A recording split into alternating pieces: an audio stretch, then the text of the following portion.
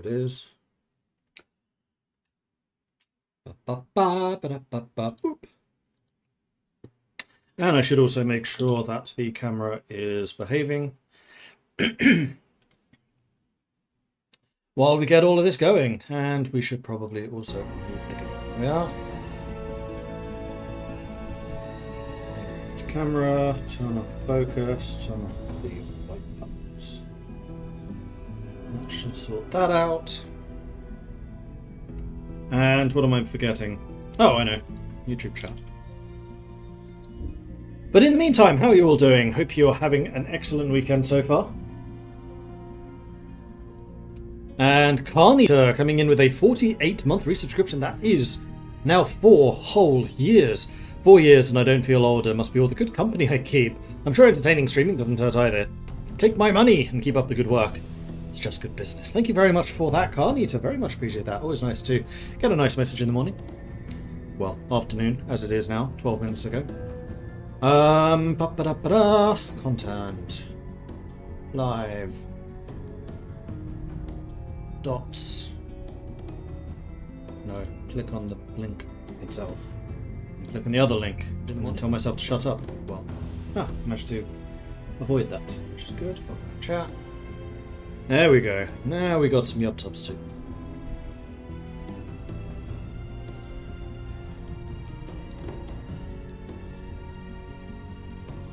Alright, magnificent. So, Age of Wonders. What are we doing? Well, there has been a new expansion, which we have got. It is called Archon... Archon's Prophecy. Archon, singular, Prophecy. And it adds a variety of new things. So if I just go and share my other screen real quick. Scroll to the top. It's that one. So it's got a new culture. It's got the architects, which allow you to build giant monuments. Basically wonders of the world. You're building them. They are built over time. The bigger the monument, the more benefits and buffs and things like that you get. There are 2 new forms. You've got the Elysian and the Ancient.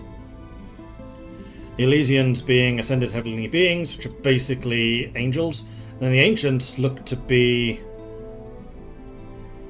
undead, like Lich-type characters. That's kind of interesting. Withered and bent beings from the depths of history and other more sinister places. Okay. We have a couple of new stories, the Rings of Anora and the Cliffs of Sordun. 4 new tomes, this is the interesting thing. Tome of Virtue. Empower your armies with unwavering righteousness and bolster their fighting strength until the bitter end. The Tome of Prophecies. Weave fate into every moment with prophetic spells and omens that shape the battlefield. Tome of the Revenant.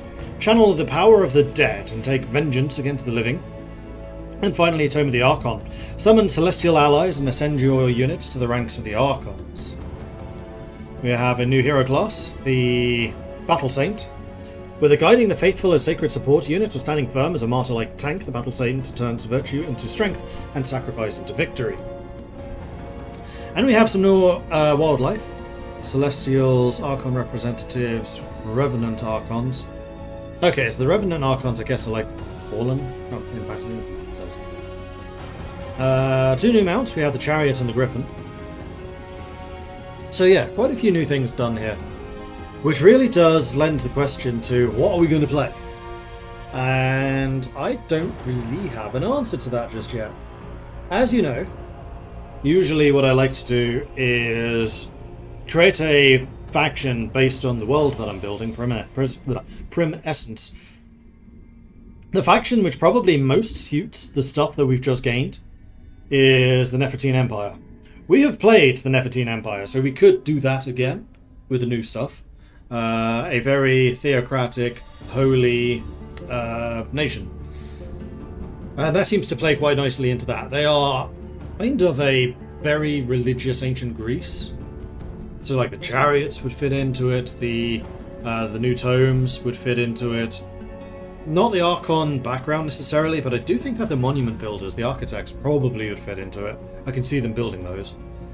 Alternatively, tapping into the monument building, we could do Minotaurs. We haven't done anything with the Minotaurs yet, although I don't know that the Minotaur unit model exists. Choose your destination.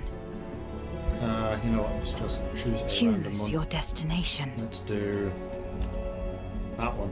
Perfect. Next. Don't say. Your journey starts here. Great faction. What So we got is the your human, people's the form? Elfkin, the Elysian, the Ancient, the Simian, the Ogrekin, Insectoids, Sirens, Goatkin. Ah, okay, we could use Goatkin and just make them really big for the Minotaurs. I know they're technically not goats, they are bovines. But that could be a stand-in. Lupine, Avian, Lizard folk. Lizard folk, I had not considered the lizard men. They would also be a theocratic race based on the Nagas. That's a possibility. Orcoids, dwarfs, halflings, goblins, felines, ratkin, toadkin, and morekin. I had not considered the lizard men.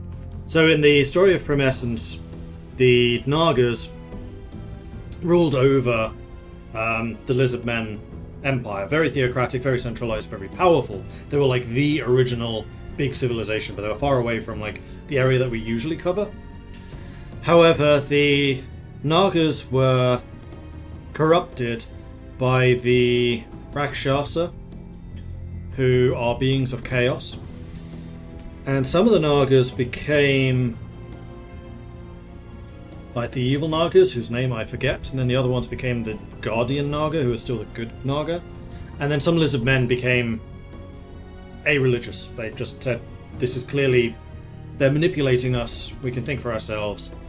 And they basically started ignoring the Nagas. The evil Naga followers became the, what are they called? UNT, the snake people. And then the Guardian Nagas still lead a faction of lizard folk. So we could do that. Hey, how goes? A new run today? Yes, it is. However, that's really far from the area that I'm trying to focus in on. The lizard folk I'm still kind of okay leaving undeveloped. The race that we really haven't developed very much yet, and we probably could do with doing so. Oh, the Minotaurs, but whether we're okay using Goatkin for that, I don't know. We play around with their traits, obviously. Or alternatively, there is a Lich King. In fact, there are two things we could do with this potentially.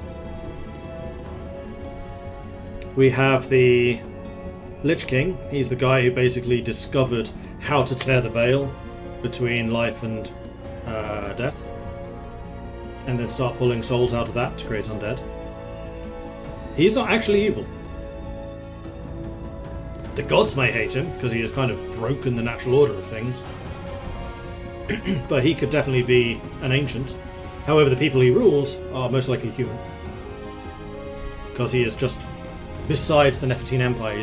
He's like a small city-state that the Nefertine never conquered. Because of him. Like a supremely powerful undead wizard. Yeah, good luck. So we could do that if we wanted to focus a bit more on the undead side. Although, I don't see them as monument builders. I kind of like the idea of playing with the architects. I'm kind of leaning towards just doing Nefertine again.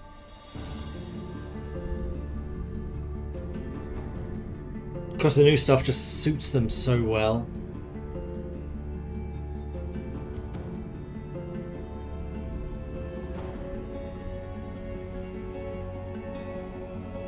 We could do one of the Nefertine city-states. No, they never really had the centralized theocracy. There are no real other super religious factions, at least that we've created. We can always create something. That is another opportunity. Because we have the northern humans, who eventually become lycanthropes. So not really suited. We have the southern humans, which is the Nefertine Empire. We have the western humans, who are more Germanic. I don't really see them as builders, though. Nor particularly religious. And then we have the boat humans, who are mostly just explorers. We have the Elven Empire. If we wanted to focus more on the magical side, I could see them as builders. What are the other options? Just out of interest, if we did go elf. What is their origin culture? Right, because feudal got a rework. So you can now choose to be a monarchy or an aristocracy. So if we wanted to play with the feudal rework, we could do that and play as the Western humans or the Northern humans. High. I mean, high is what the elves are. Too much green, you know. Architects, these are the new race. I think they're more Greek influenced rather than Egypt, but I'm sure we could do that too. The Greek inspired nation again, the Minotaurs. How do goat people Minotaurs look? What is your people's goat form? people. Goat kill. What is their origin culture? I mean, if we made them really big, we could say that they're Minotaurs instead of goats.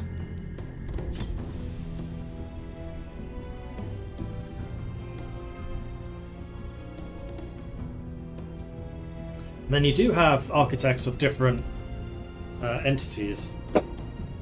Minotaurs would probably be Materium rather than Order. Nefertine would be Order. The really ancient elves could potentially be Astral.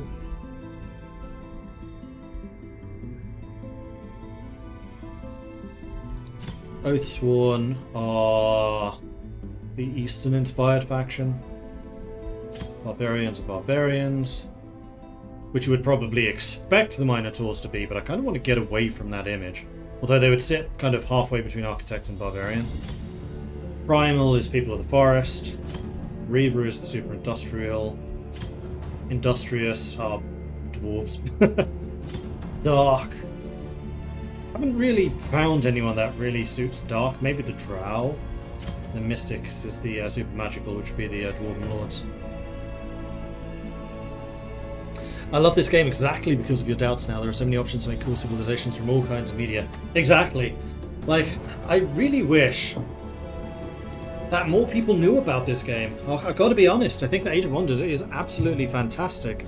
Particularly after how badly Civilization did. I really wish that people would just look around for alternatives and find this one. Because this is fantasy civilization, and not terrible.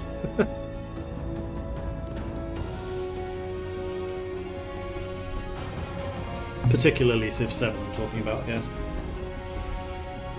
I'm kind of leaning towards Go People Architects. And we'll make them Minotaurs.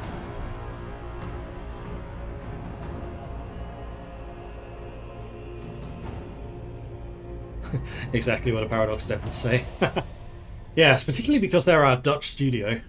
No biases whatsoever. Now, I've met the developers of Age of Wonders several times. They're lovely people. I really do have a huge amount of respect for them. I think they're really good.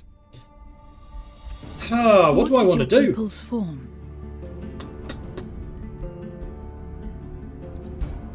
What is your people's form? Let's bring up the map. That's a good way to get another good look around and hopefully have some more ideas. Remember where on earth that is.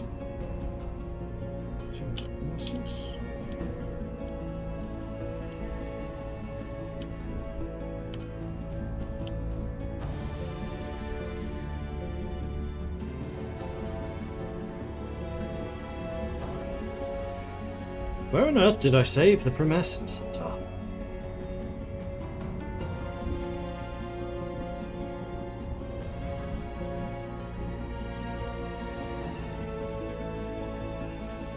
All of my saved folders are at the moment from other Rising 4. Mountain Blade modding.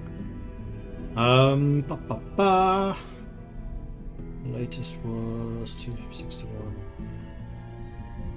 Really need to do more of this one of these days. So if I just flip back over to the map. So this is the map as it stands at the moment after the arrival of the Goblin Wave.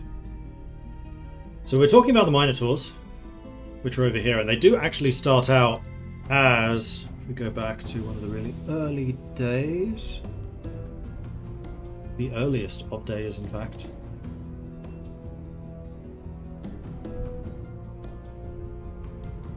Oh, Minotaurs were only really small at this point, but they did conquer the ogres, and that's one of the ways that they gained power.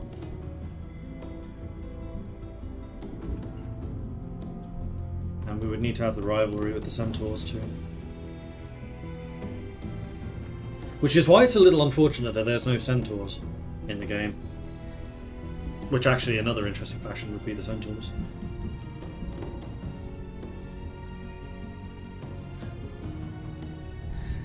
Had you decided to go more into Magic? Because the last 2 or 3 times you've been playing Age of Wonders 4, you'd gone into Melee with leaders. No complaints, just an FYI. True. I'm also trying to cover the DLC a little bit, because no Magic-y stuff has been added. Although we could, again, do Nefertine Empire and lean more into the religious side. Although I have a feeling we did that quite a bit previously. Or we could do the elves, we could just do ancient elves. Which I guess would be either astral architects. What is their origin culture? Or more likely, high. I don't know if that's really true though. High is religious, they're not. High is what we'd used for Nefertine. What's mystic architect?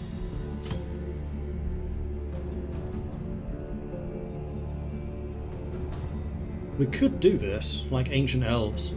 The ones who basically get conquered by the Minotaurs.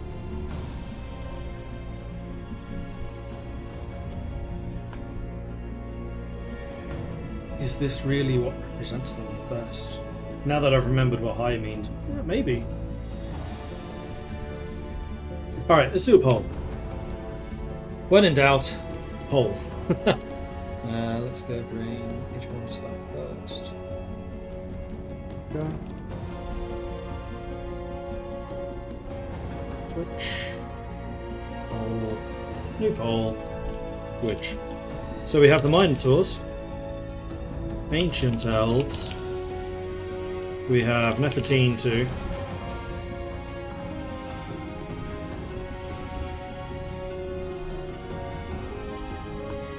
Yeah.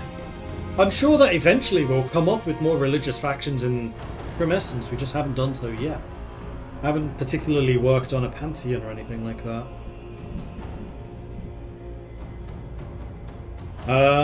What else could be potentially interesting? Lizardmen.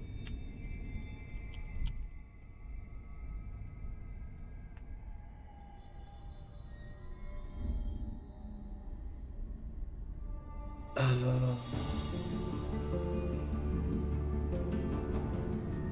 think honestly these are probably the 4 that represent things the best.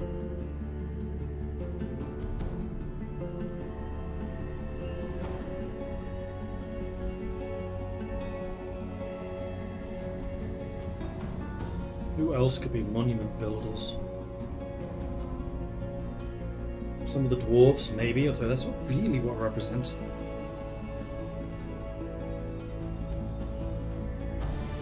I think of these 4. Honestly, Lizardmen is probably the one that does this the best. It's going to be Lizardmen and Minotaurs. If you go Lizardmen, it is going to be more leaning on the religious side. If it's Minotaurs, it's going to be leaning more on the construction side.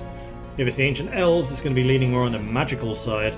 And if it's the Nefertine, then it's going to be leaning on the builder and religious side. So it's kind of the most balanced. I'm going to make this a 2-minute vote. Give you a little bit of time to talk amongst yourselves and have a good idea of what we're going to do. But the vote is up, so get your votes in. If you're watching on YouTube at the moment, you'll have to head over to twitch.tv/MordredViking to get in on that vote. But get your votes in. Vote, vote, vote.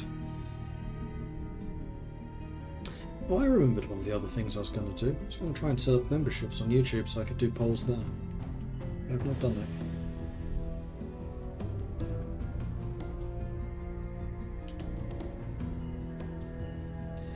Quite divided. Yeah, I mean, you guys are as unsure as I am.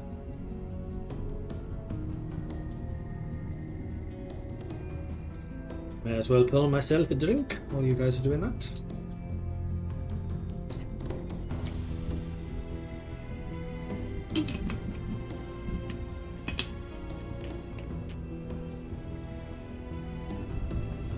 Another drink, because I do have tea as well.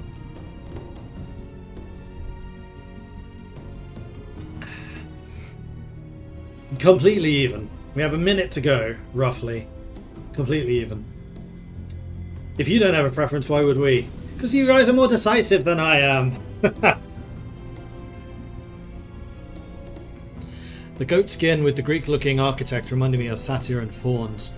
True. I mean, we could also one of these days do the Feywild, which would probably be goatkin. But that would be very much primal. Gnomes. Are the gnomes builders? Actually, you know what? The rock gnomes could be. Because they are kind of like vault dwellers from Fallout, but medieval. And they're interesting because they were the ones who got into the Iron Age first.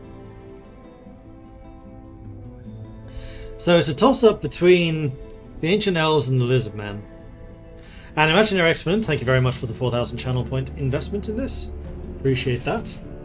But Nefertine and Minotaurs came joint second with 19% each. Ancient Elves and Lizard Men came joint first with 31. Rock gnomes. Wouldn't call them particularly religious. But they would probably be Materium. Being very industrious. They also would tap more into the magical side, because they are of the three progenitor races, not progenitor, the three surviving races, the humans, the gnomes, and the elves, which were all related to the Jinn. They are the most magical, so if we did want to do a more magical path, we could do that.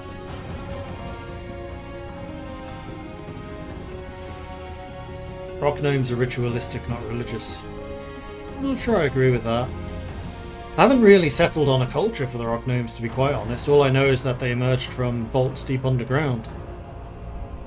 And they're generally more on the benevolent side. And they're very industrious. More on the manufacturing than the construction.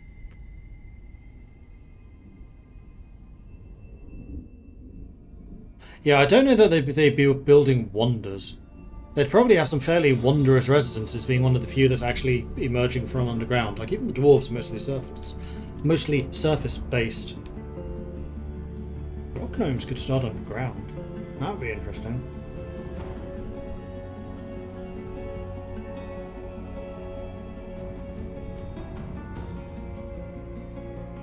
I mean, they could use some of the mechanics from the previous expansion, which was the dungeon setting.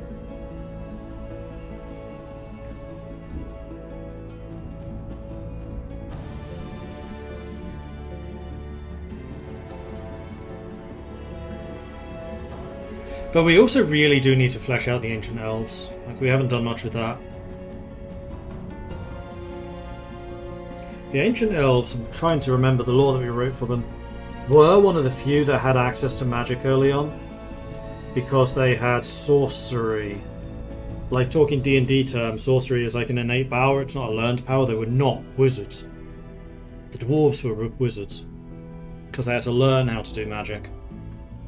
Whereas the elves just had it innately, probably more so than the gnomes. So I think based on this, we're going to do Ancient Elves. We'll go Astral Architect rather than Mystic. So Mystic also makes sense.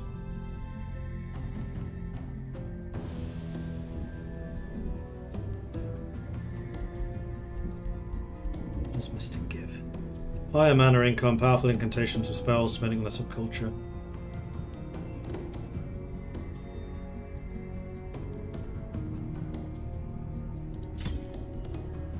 Attunement potential and summon. Versatile spellcasters attuned to the arcane. Astral Echoes. Special resource. Resources used for echo casting by the Mystic School of Attunement. Echoes replace casting points, letting the user cast spells beyond the limit their casting points would otherwise allow. Tactical spells that cost more combat casting points than remain may substitute them with arcane echoes. So they are really magical. Potential. Experimental spellcasters seeking knowledge of the arcane. Combat spells are always overcharged the first time they're cast. Use spells to exploit arcane inspiration. Inflict dissonance with their attacks. And then we have summoning. They're not summoners. I feel like attunement is probably more for experienced wizards. Whereas potential is just raw power.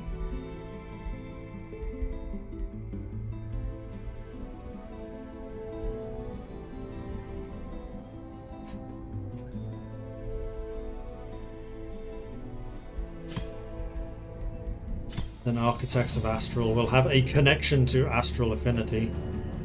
What exactly that means, though, I don't know.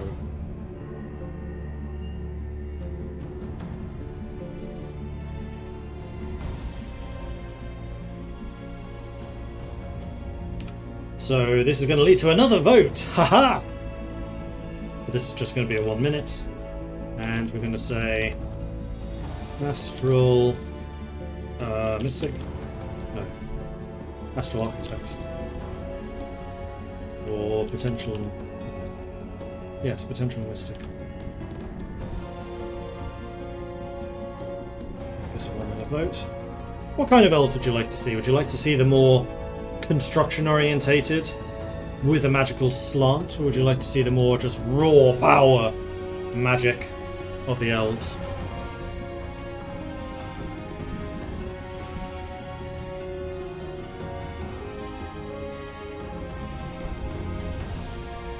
Get your votes in.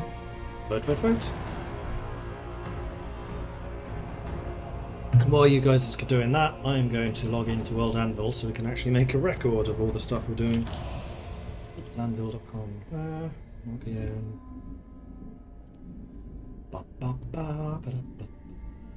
Races. It's not that. It's not the timeline. Geography? Kingdoms.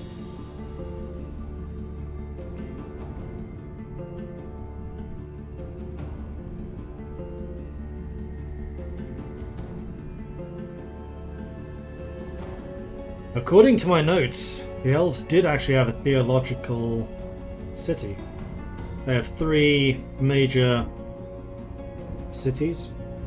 The first one was the political centre, the second one was their trade centre and agricultural, and the third one was their theological centre.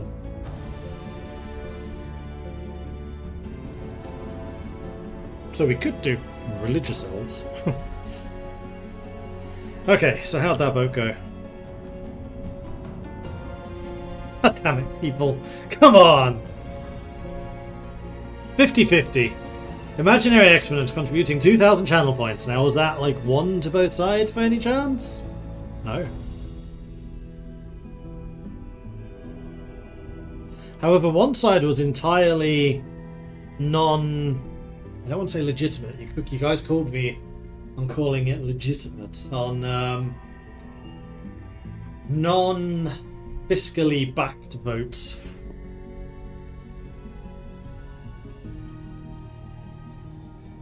Voted for Astral Architect and then Potential Mystic was bought.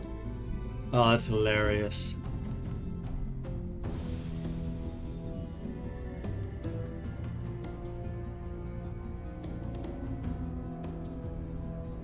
I think I'm going to go with Astral Architect, though.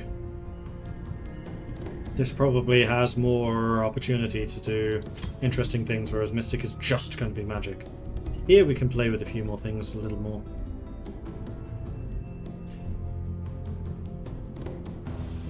However, before we do this, we Your actually need journey to set the starts here. realm. Choose your destination. So I think we're going to create a realm. And then I need to take a look at the world as it was in the ancient era. Well, this is going to be like the time when the elves were fighting against the Minotaurs.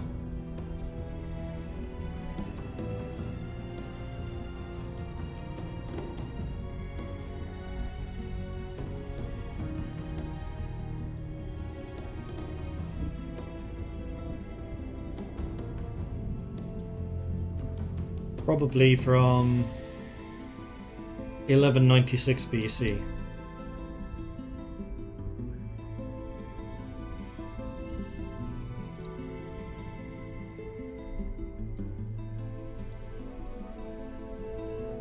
Which, as soon as it starts responding, I will show you.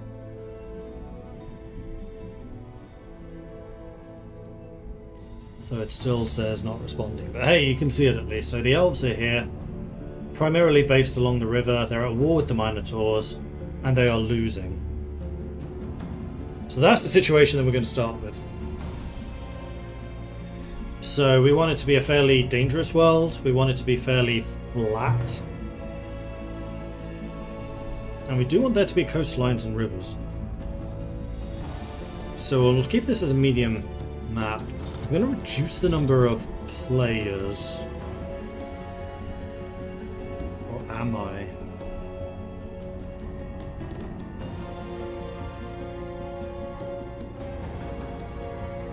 The Minotaurs, yeah, the boat people. But I think there should be like 2 different sets of Minotaurs. I also just like giving a little space so you can spread out a bit more.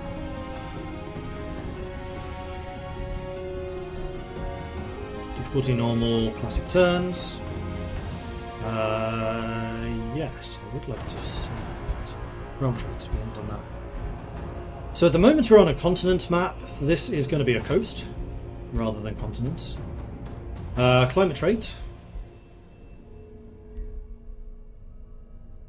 Possibly endless fields. It is a really fertile area.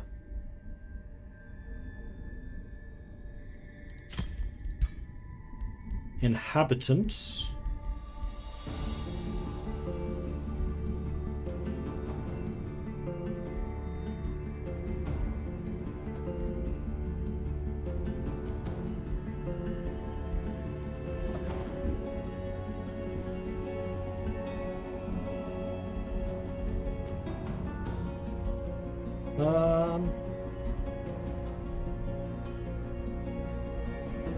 I don't think we're going to modify this. We're not saying that there are none. None just means that we don't have anything which is particularly crazy. Possibly peaceful lands.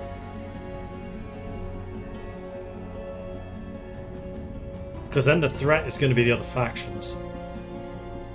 Yeah, we'll keep that more variety. And then the presence.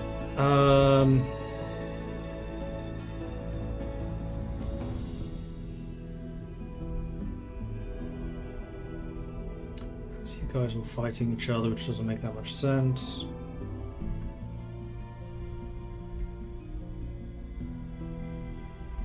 No, I think I'm going to say none for that. Okay, traits. There is no underworld in this area. It's basically no mountains.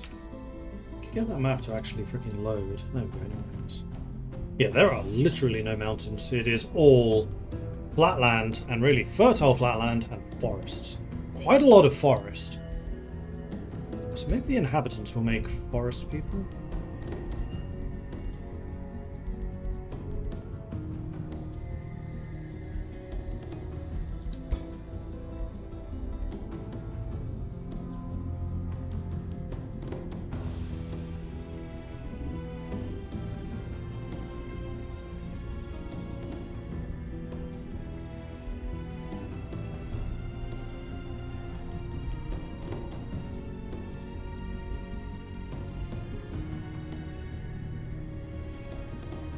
This could also be overgrown. This is...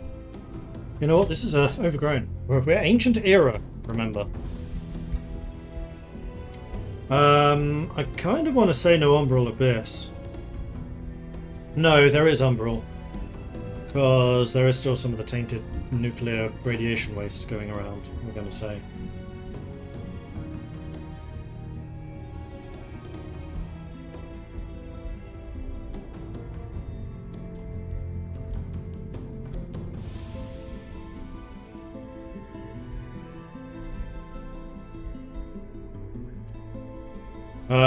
We could have city-states.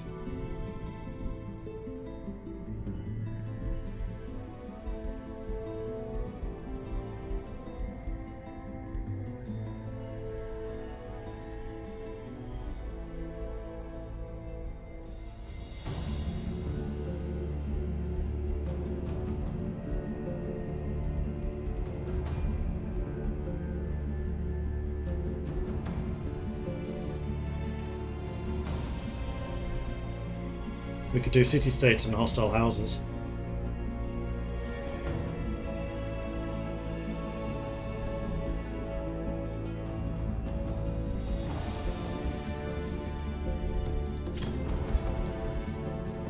So there are city-states around, but they tend to be distrusting. No, you know what? I don't think I want them to be distrusting.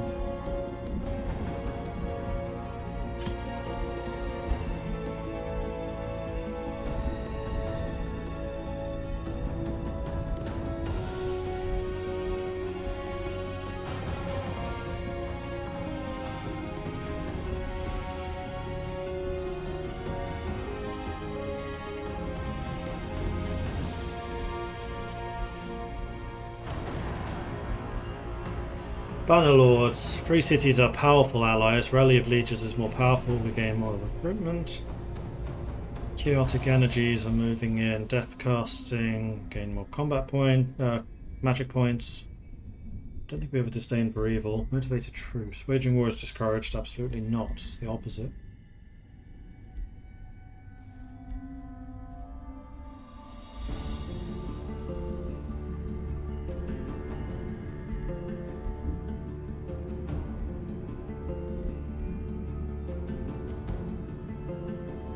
I think that's it for this.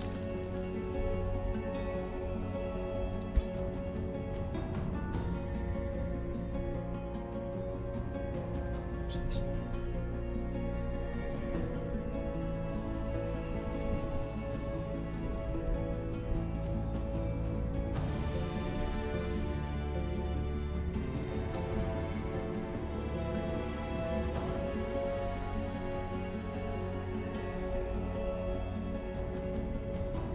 Oh, this allows you to turn things off from the random. Tropical is in fact one of the options, so if we did do Lizardmen, we could have done that. I have not remembered that was there. But yeah, this allows you to turn stuff off from the random selections. I think that's fine. Advanced settings. We can choose the factions. So, Your factions. Starts here. So we have the Ogre Kingdoms, which are actually present. I'd forgotten about them. We may actually want another player. I think we probably want another player. Make it 4. Your journey starts here. We technically have boat people nearby. Nafaron's quite a long way away. These guys are to the south. Desert Dwarves are a long way away.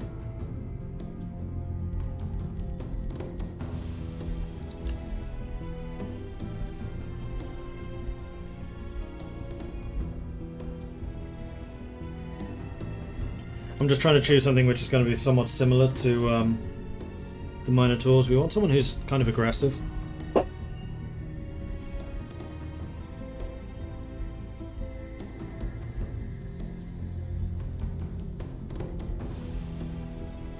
Othrakar, maybe. Yep, that actually sounds pretty good for one of the Minotaurs. Your journey. Then we want a second starts Minotaur. here.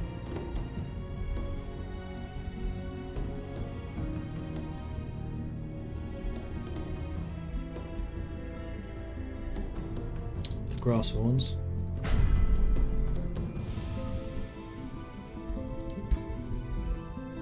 And then finally, Your journey starts here. maybe we'll keep this one random.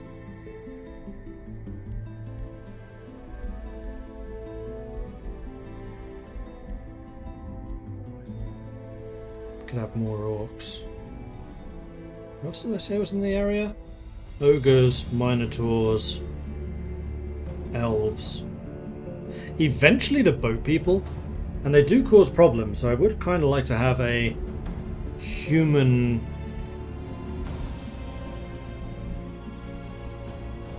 The frost giants are quite a bit further north. Let's just go with regular old humans. Yeah, have someone who's a bit more explorer based. The Old Volk. Underground adaptation, though. That's not very useful here.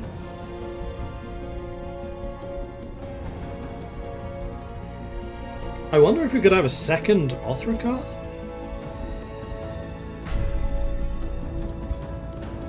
Okay, it is actually theoretically possible to have two of them.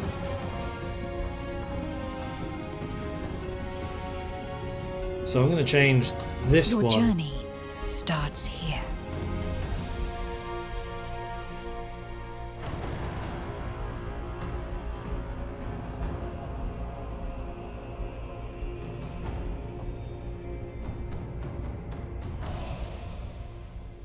Commonwealth philosophers. Crocodile Corsairs. Perfect.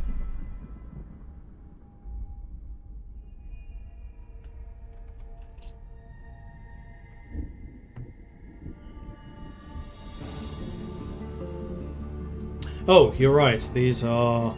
This would be me.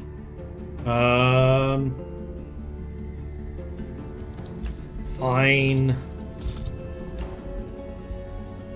So this is Your Brutalos the Bad journey Butcher. starts here. And then this one. Your journey We're gonna bring it starts back. here. So we are Elfkin. With different traits. We have no adaptations, I don't think. What do they start with? Arcane Focus, Magic Attacks deal damage is probably right. Keen-Sighted, maybe?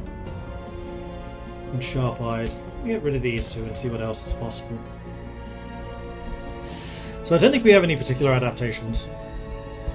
Offensive, we have the Arcane Focus at the moment. We have 3 points left. Empowered by magic, once per turn when taking non-physical damage against strengthened. No.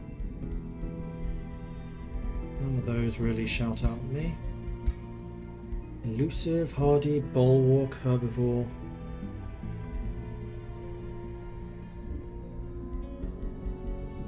Quick reflexes? Maybe?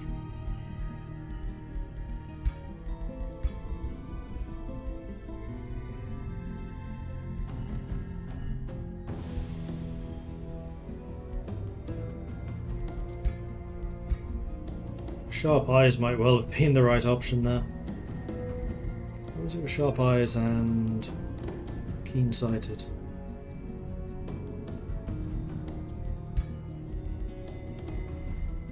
You know what? I think we're going to go with the default. This actually sounds pretty appropriate. Claws are new. Careless, coward, uncooperative, vulnerable to magic, vulnerable to physical, weak constitution. Interesting. But no, I think that we're good with these. What is We their are origin architects culture? of the Astral. What defines their society? Okay, this is where things get interesting, and I have no real preconceptions here. It's not going to be necessarily imperialist. Gifted casters? Probably.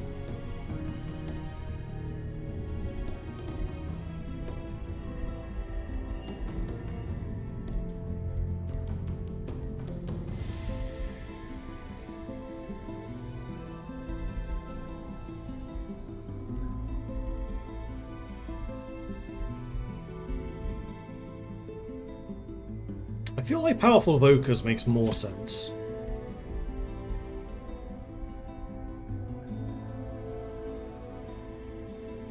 On arrival to the realm, you must interpret a vision of where your people are destined to become. Peacemakers, conquerors, scholars, artisans, cultivators of death bringers.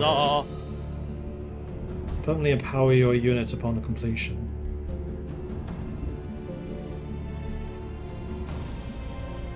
Land that must be conquered, a home that must be built, occupied by a monster we should defeat. War, arcane or death.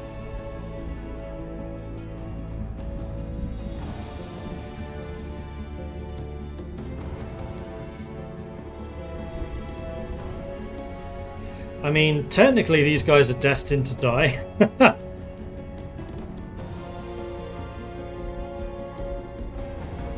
But this is their rise to power. They haven't yet fallen. Wonder Architects? I feel like that's more of a Minotaur thing. Vision of Promise would have been great for the Desert Dwarves playthrough. Yeah, that's true. Hey, Faceless. And Novair Winterborn, thank you very much for the subscription. Welcome to the Mortlings. Good to have you joining us. Thank you for that.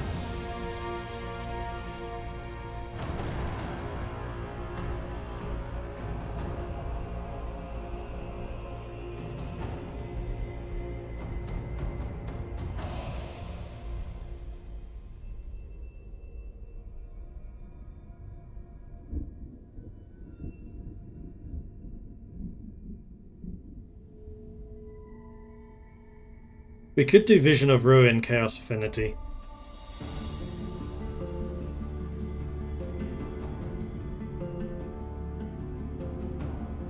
Don't know what exactly that means though. Trigger a powerful global effect upon completion. It's going to be something like, you can no longer be at peace with anyone else.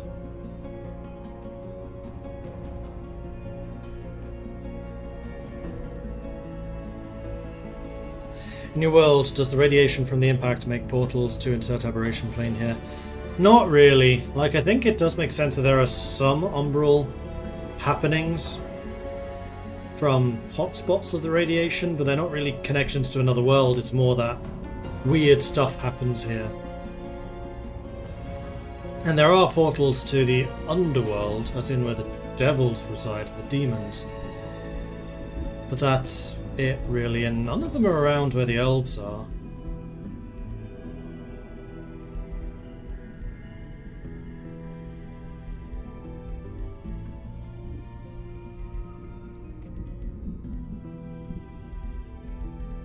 I'm going to do Vision of Ruin.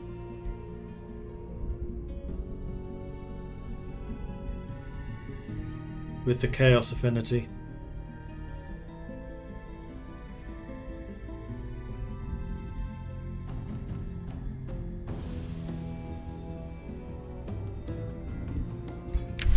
Choose your first tome of magic. Ooh, that's going to be a good question. Warding, probably not. Tome of Evocation sounds a lot more likely. Ward, no. Pyromancy, maybe? I don't feel like this is really them, though. Enchantment, no. Discipline, no. Alchemy, no. Rock, definitely not. Roots, definitely not. Evolution, no. Beasts, no. Faith, really. Zeal, no. Necromancy, no. Cryomancy, no. Tentacle, no.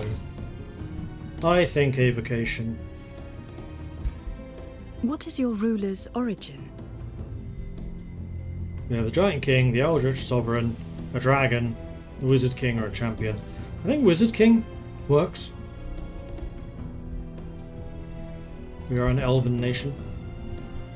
Reveal yourself.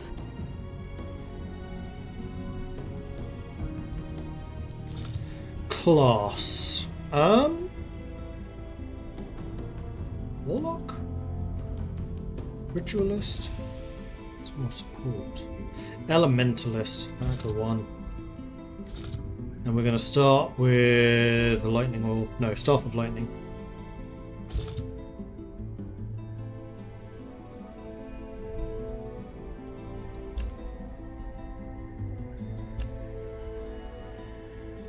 Maybe lighter skin, drow.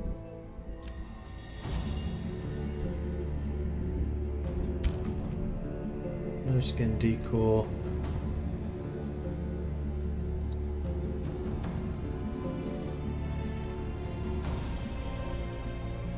Male or female? I think in this era it'd probably be male.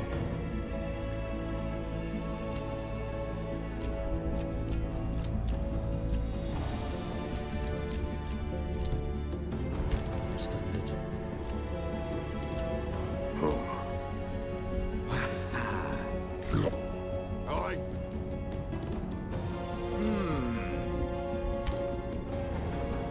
Physique. Standard. Relatively tall. No decor. That seems haughty enough for a poise.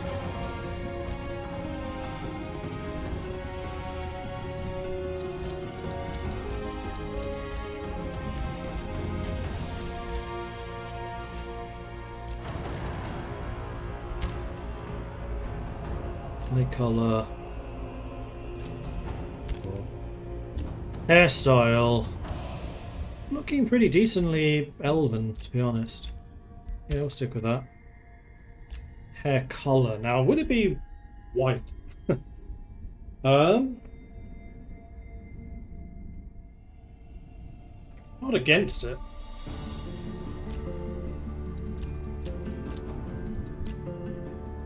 White going into black is actually kind of cool. I'll allow it. Oh, that's funky.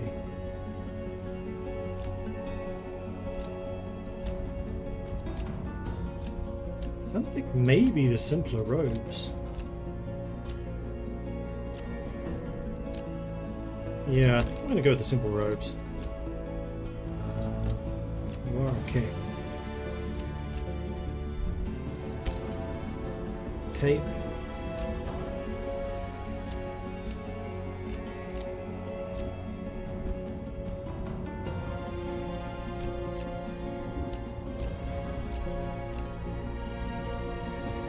That does look pretty cool. Looks wizardy. And then armor color.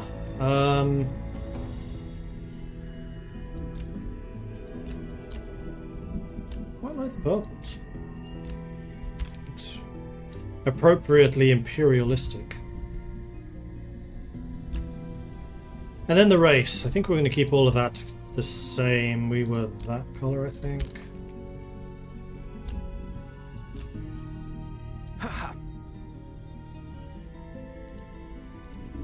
Tended to be a little on the taller side.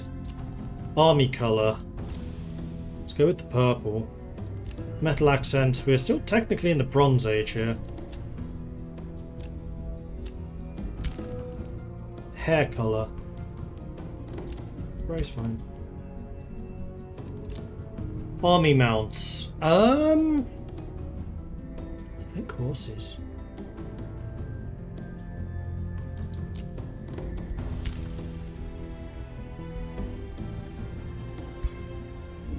Daytime. See a bit better. And then colours. Well, we've gone with purple quite a bit. Maybe a nice dark purple with... Well, actually, let's work out what the sigil's going to be first of all.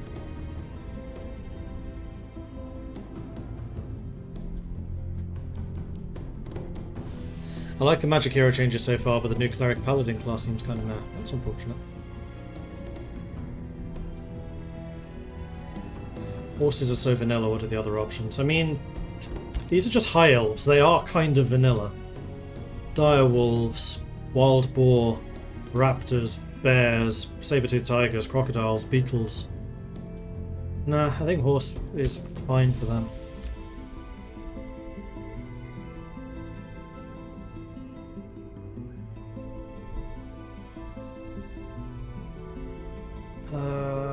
Materium, Nature, Order, Shadow. These are definitely astral. I actually kind of like that icon.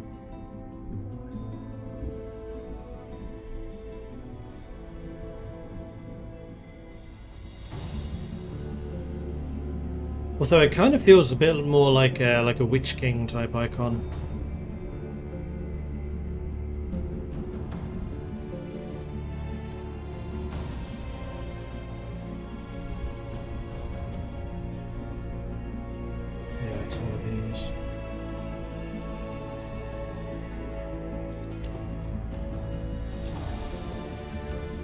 like the magic eye. Let's go with the magic eye. I actually kind of like this combo. Purple and cyan. That works for me.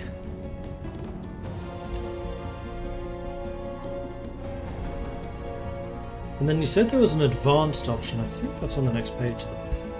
Your journey begins. Yes. Title, Astral Lord. No.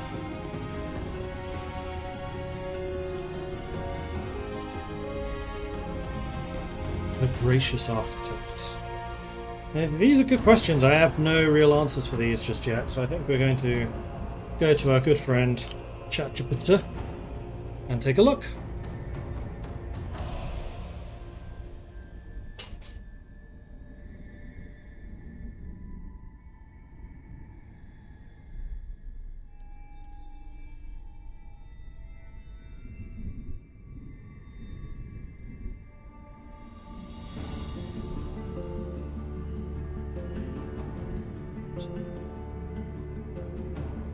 Two-factor authentication.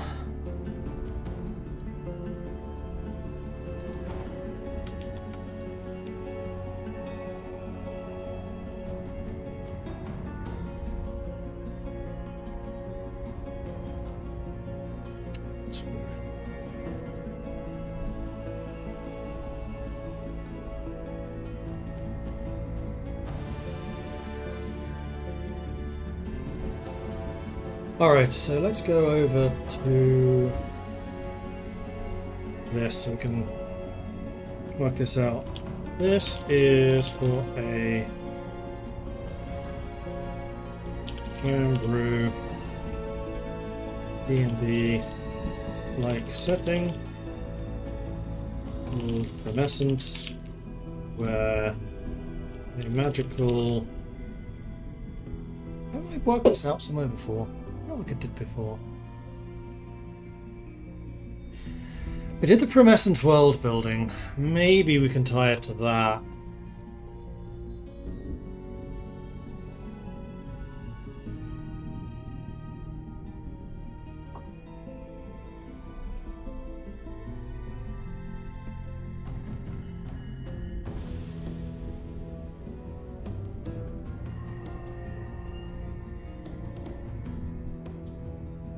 So yeah, we have defined something of the elves, but I don't think we did very much.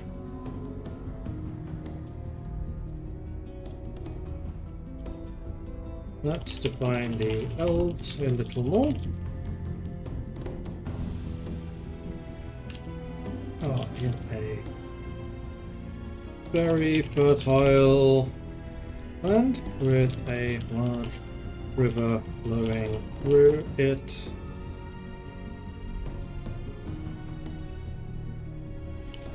Culturally,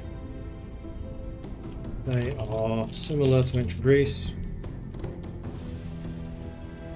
but do not pull on this too heavily.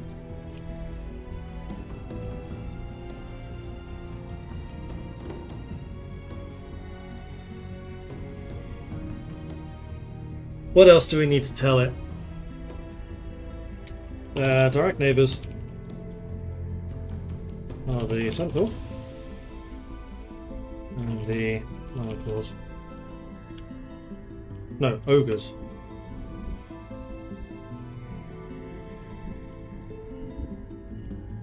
It's a arrival of boat humans. Humans who think the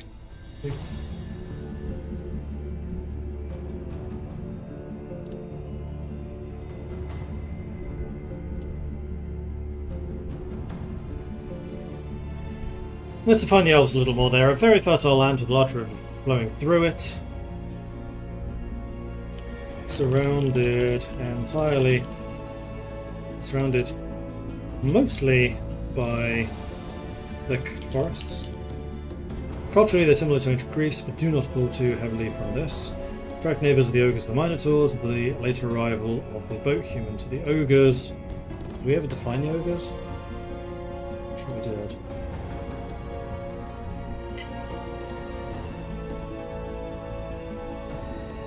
Historically, they are mortal enemies of the ogres, of minotaurs, and are eventually entirely conquered by them to then revolt, and with the aid of the folk humans, and I think they got help from the dwarves.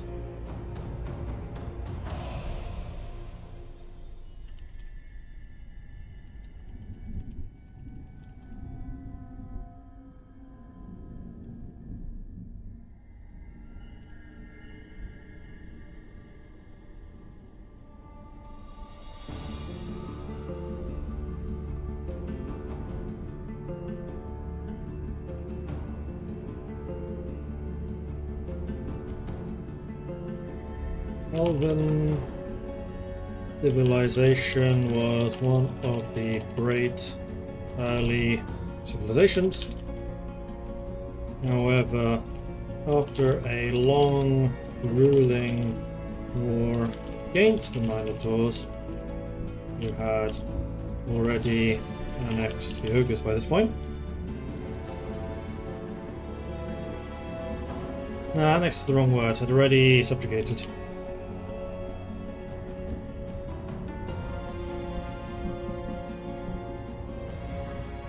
Were conquered by them. Minotaur society came to be greatly impressed by their elven slaves, even taking on elements of elven culture. After a period under the Minotaur thumb, a coalition of elves, dwarves, and the boat peoples managed to throw off the Minotaur yoke and regain independence.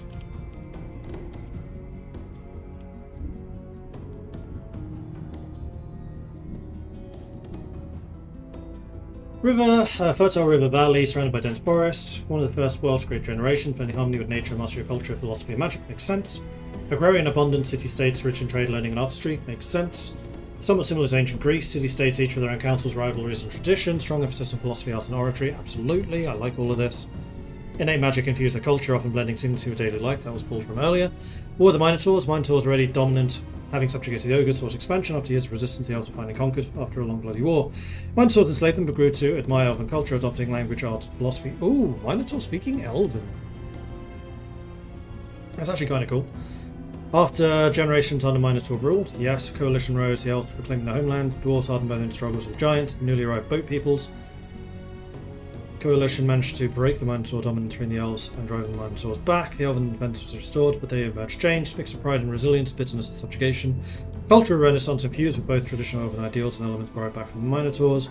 Political organisation remained fragmented into city-states, but with newfound respect for alliances and coalitions. Elves were remembered for one of the great civilizations, but also the first to be humbled, making the legacy a mix of glory and tragedy. Awesome! ChatGPT, you get what I'm after. So, we need to know a few things. Let's determine the name of the large river. Please give several suggestions for this. Sounds kind of like the Minotaurs are Alexander the Great's Macedon. Yeah, they are, kind of. Advanced settings in the Finalize screen is how you customize the AI, so you could automate the choice. AI custom factions say Minotaurs go for material. Okay, that's cool. Ooh, these are good. Aelion, the Shining One, evoking light and brilliance. Thalith, flowing melodic connotations of abundance. Ismuria, song's lyric. Velathis. I feel like Velathis is a better city name. Elarun, River of the Dawn. Silvaris, I think, is a bit too obvious. Luthen. I quite like Aelion.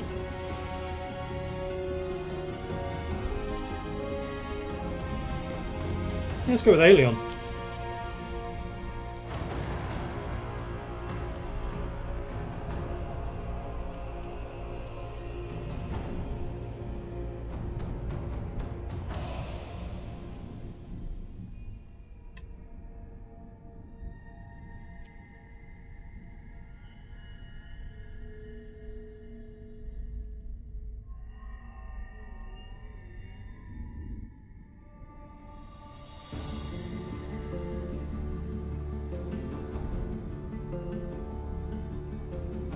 Okay, so next up we need to work out the name of the Elven civilization.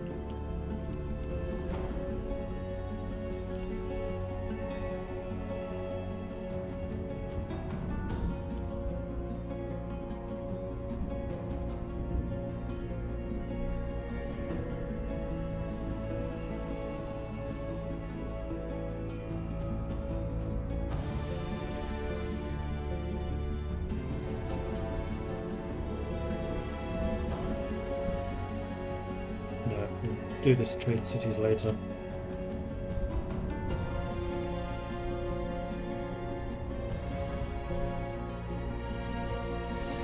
Aim for names to sound elegant, slightly lyrical, tied to natural legacy. So we have Eloria, people of the Aeolian. That makes so much sense. I actually quite like Eloria.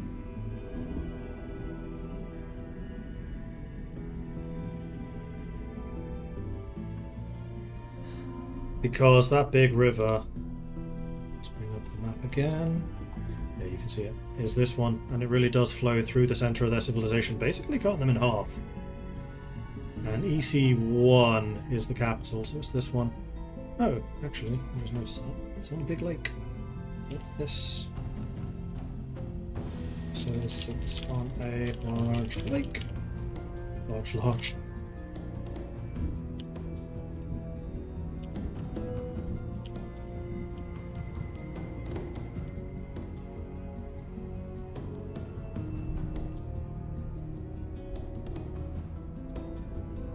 Okay, so I quite like Eloria. Erindor, Land of the River Valleys. No, that sounds too Tolkien. Thalarian, People of the Flowing Waters. No, Velethar. Sounds a bit more dwarven. I like Eloria.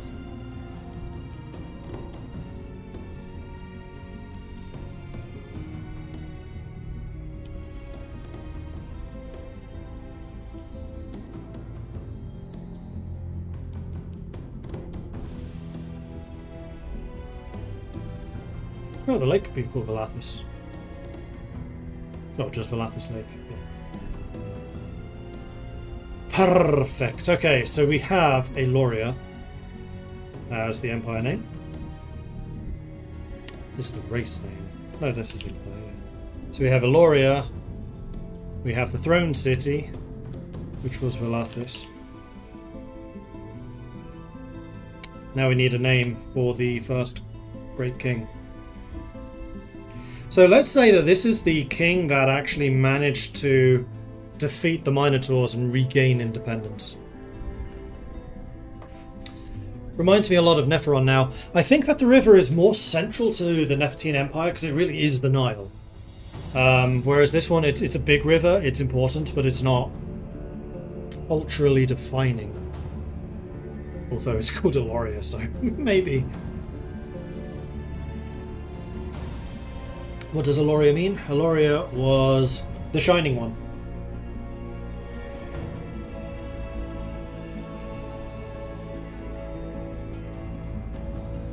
I can't remember if the Nefertine Empire worshipped the river as a god. I don't think they did.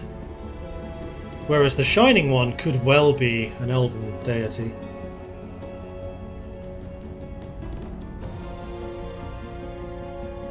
Okay, so next up.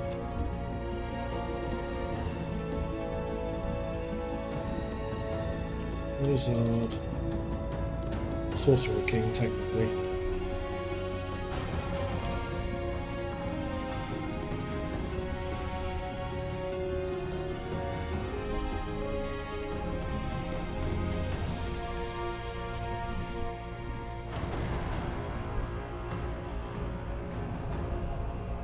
A note on Elven magic this era. arcane magic. That's done by wizards. Has not yet been discovered. Instead, at this point, magic is natural and bloodline based. With the elves being particularly potent in terms of sorcerous power.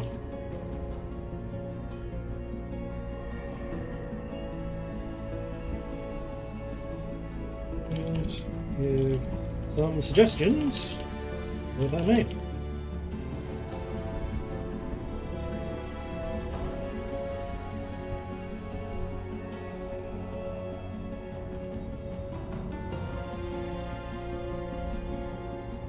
Thalanor Valeth, sense of noble gravity, with Thal suggesting depth and ocean, Nor representing strength. EC1 isn't on the coast, so not that keen on that one so much. Thalanor, yeah, thalassocracy. I can see where that connection comes from. Kerith Althorian, lofty and arcane, almost bardic. Valorian the Undimmed. I like Valorian, that's interesting. Not sure about Undimmed. Valorian Elthas. It's a bit too close to Arthas. Erin being forest. And Dor being a lord. What about Valor? Ooh, Valor, the basis of valor. And where valor as a term comes from.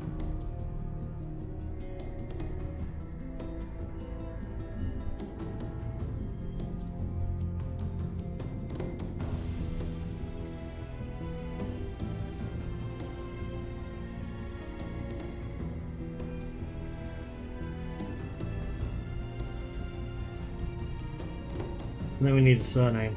Not the Phoenix King, that is 100% just Warhammer. Elonius, I don't really want to tie him too closely to the river itself. Stormborn, Moonfire, Spellforge, I don't really like any of those.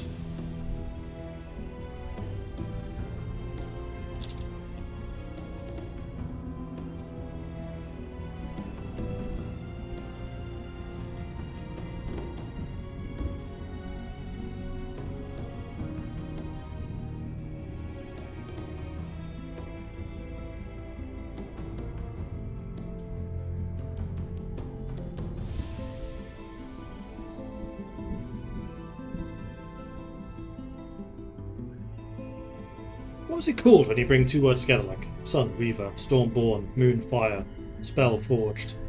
There's got to be a term for that. How does bardic magic in the world work? I think probably similar to wizardry, except that there is... sure. It's probably a mix of sorcery, though nowhere near as powerful as like regular bloodline-infused magic, as well as arcane. I think it's probably a combination of both. Valorian reminds me of Game of Thrones Valorian Steel. That's true.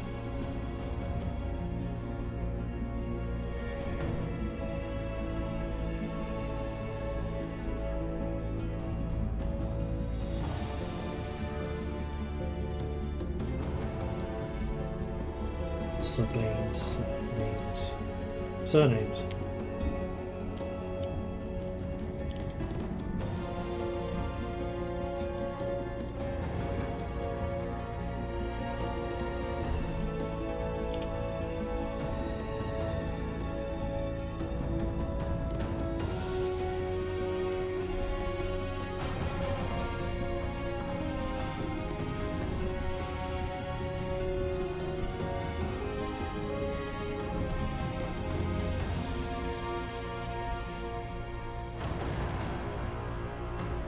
Compound epithets. There you go. Thanks, ChatGPT. Learning something. Aelthir, Thalranis, Elindar. Elindar's good, except Elindar means of the woods. Maranthil. Weighty and form with a slightly mournful undertone, as if tied to struggle. Ooh, I do like that. Valor Maranthil.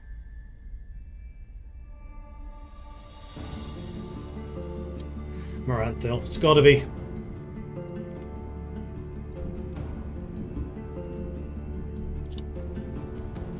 Alright, so we need to get this in. So this is Valor. This is Moranthil.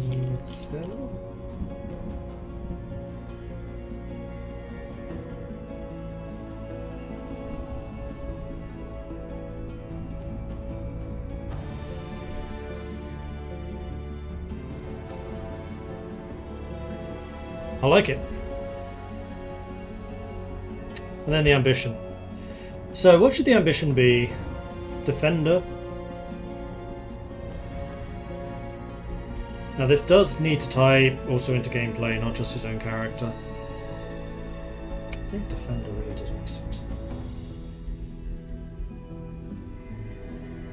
Major ambition, have 40 plus fortification health. Minor ambition, win a battle in friendly territory. Perfect.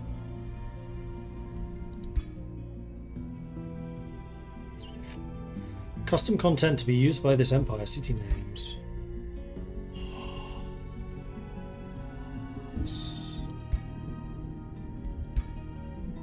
I hope that you can add stuff as the game goes on. AI personalities. Okay, so when he is around, he wants to be pretty defensive. But he was also the architect of the coalition, so he could also be quite diplomatic.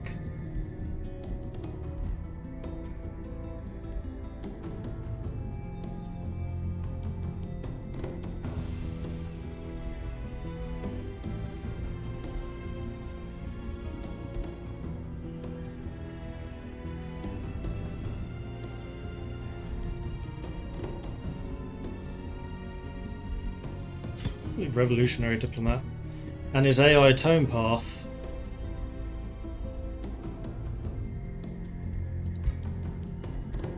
This is going a little too far forwards for me right now. I'd need to define these after we've actually been playing.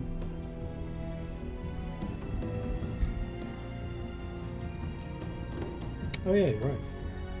I've got these in the wrong place. Law. Because this wasn't moving. Moranthil. And the race name was that one. Where's ChatGPT gone? No! Oh, it's over here, isn't it? Yes. Yes, it is.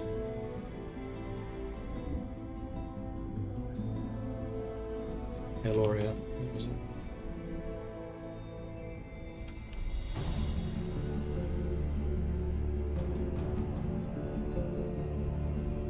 Let's put this back to where it should be. Okay. Onwards. So we've set ourselves up. Can I set these guys up?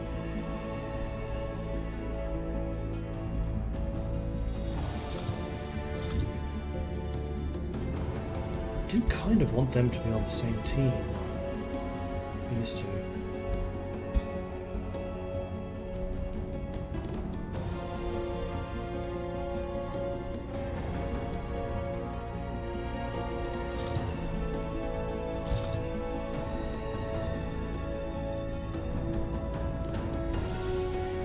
No, because there's two of them already. Because they are the same, I'm kind of hoping that they decide to align themselves with each other. Your journey starts here.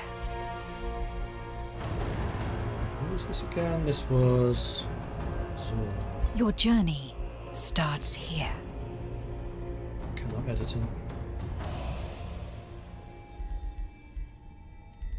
Nope.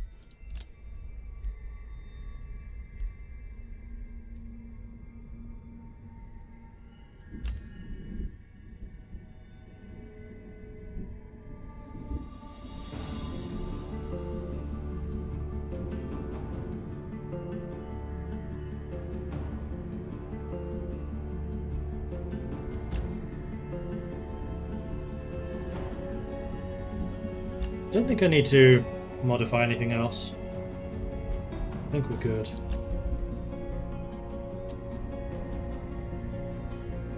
Oh, custom realms. Custom realm. This is the Elven. Oops.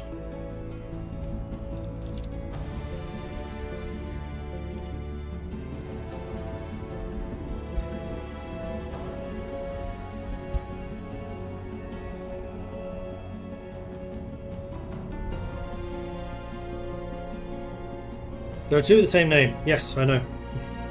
They're technically the Minotaurs, because Minotaurs are by far and away the most populous in this region. And I'm hoping that them having the same traits means they're more likely to ally with each other. We'll see if that happens or not, though. So, Valor Maranthil, a new ruler emerges. Explore your surroundings, expand your domain. I am not on a river.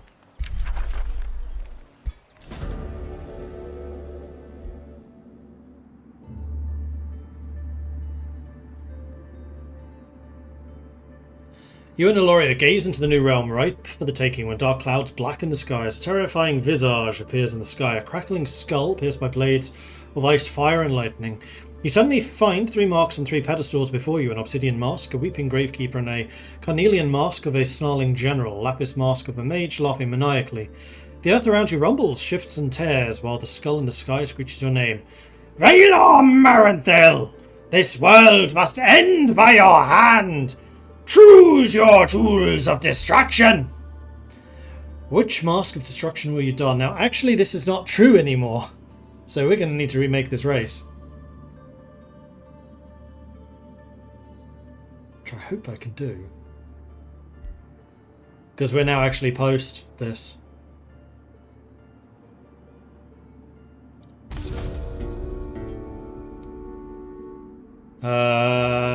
Unique Pantheon quest. Fuel the fires of war, slay units belonging to other empires, conquer cities, slay a ruler. Yeah, I thought that was going to be more warfare related, which is not what we wanted, so I'm just going to do a save here just so I don't lose this.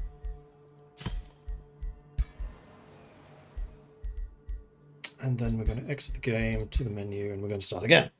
But everything should be saved, so we should be good. New game. Choose your destination. Elven Minotaur realm.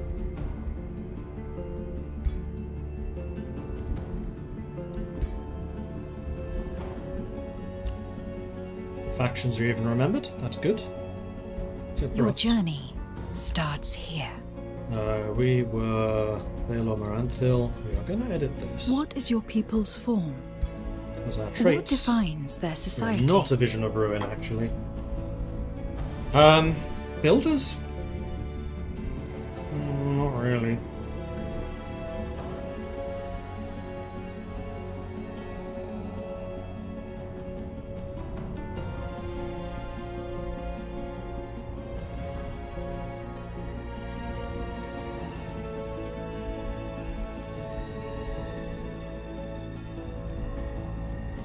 Possibly gifted casters.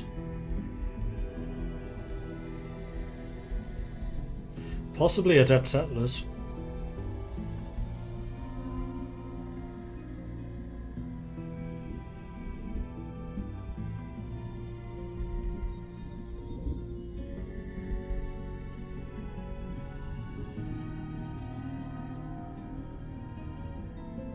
Maybe equipment hoarders. I was thinking reclaimers because we tried to rebuild what was once lost. Maybe.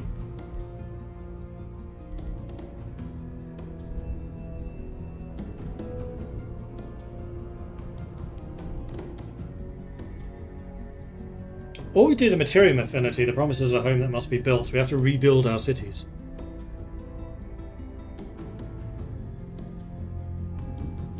I notice you don't have any Pantheon points. It might be worth to go to the old saves and press the surrender button.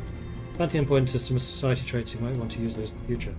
Oh, is that how you get them? Because I completed one game, which is why I have one ruler who's available, the mole people one. But I always get bored before I get to the end because I'm basically like, I've already won. I just can't be bothered to finish this. I didn't realise you actually got them when you surrender. That's good to know.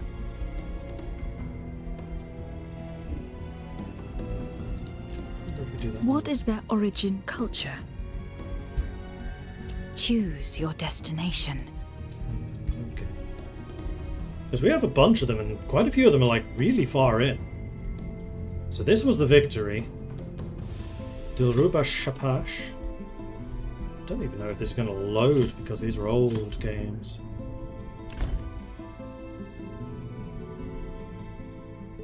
I mean, they should. I don't think it actually adds new mechanics. Surrender.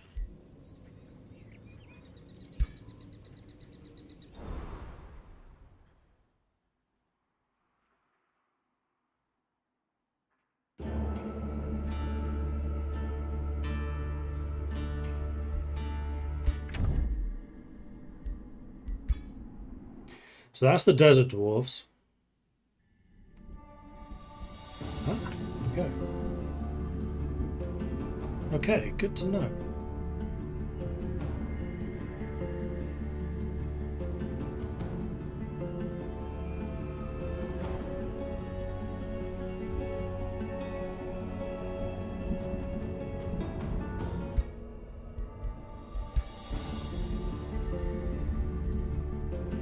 Then we had Zral the Conqueror.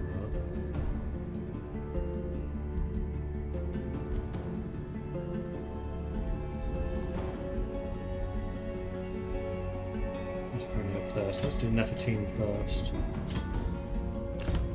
Like, these were all really late games.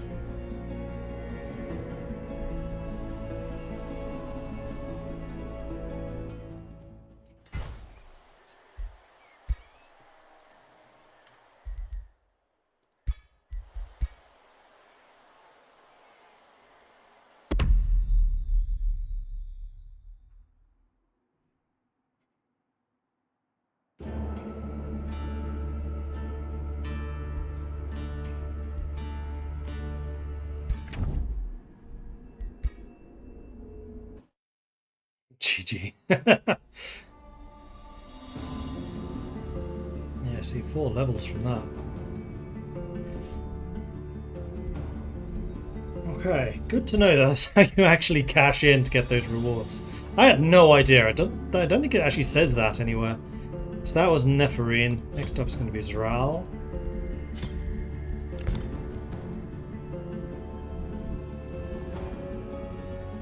That's a cool picture.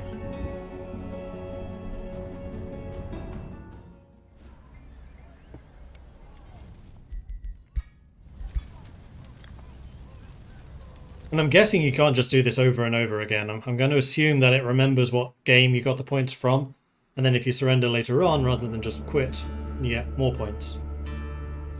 Like of the difference. Otherwise that would be a bit too easy to game.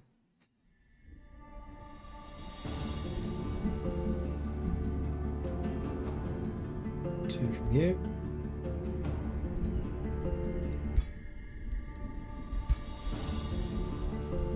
Oh, it actually says defeat now. Okay.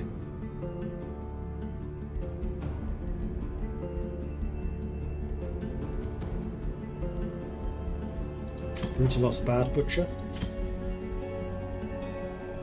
This was the ogres.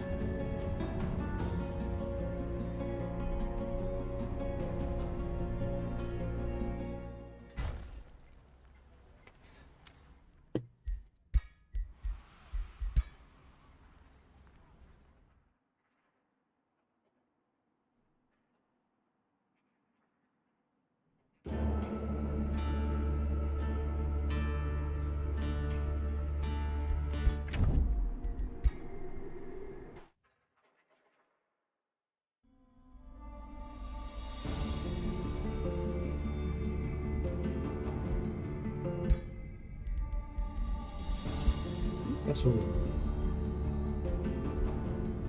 Tharus. Who's Tharus?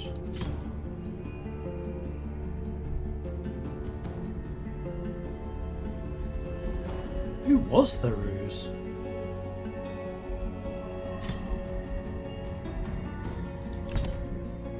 Kundrath. Oh yeah, the fire giants, of course. The Duragar. I really enjoyed that game, actually. That was a fun one.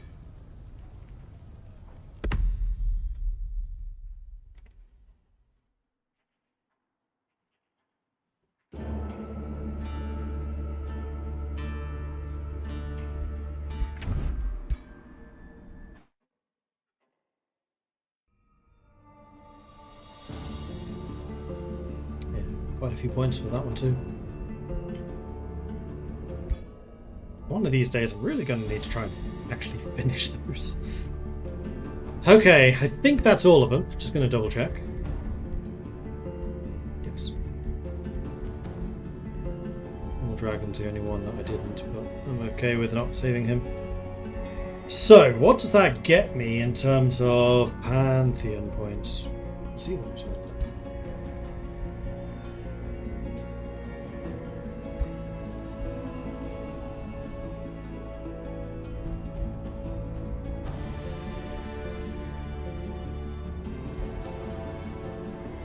Ranger Cape, Druid Cape, Icon, Icon, Crown, Culture Trait, Talented Collectors.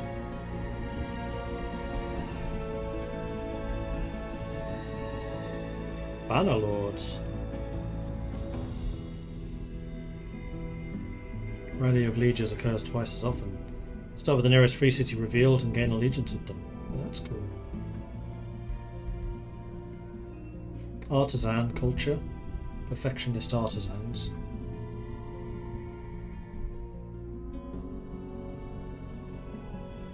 That's kind of cool too. I wish there was a filter for those items.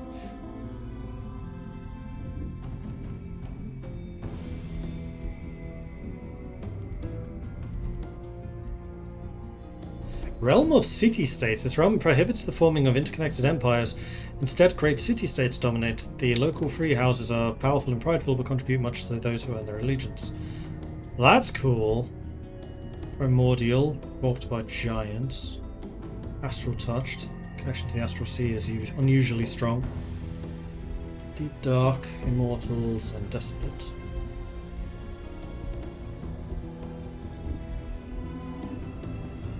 Relentless crusaders, merciless slavers, rogue cape. These all seem to be items. Gold Seeker hero origin.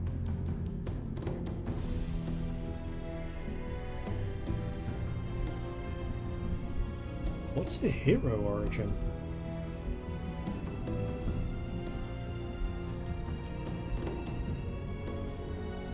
Cavern Boar mount. Ooh. Gonna unlock that just because it sounds cool.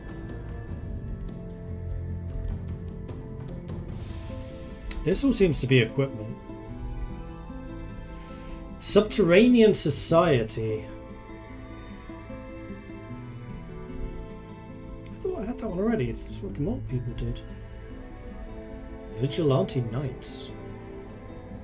Okay, there's a lot of stuff to unlock here, actually. I quite like the sound of those two.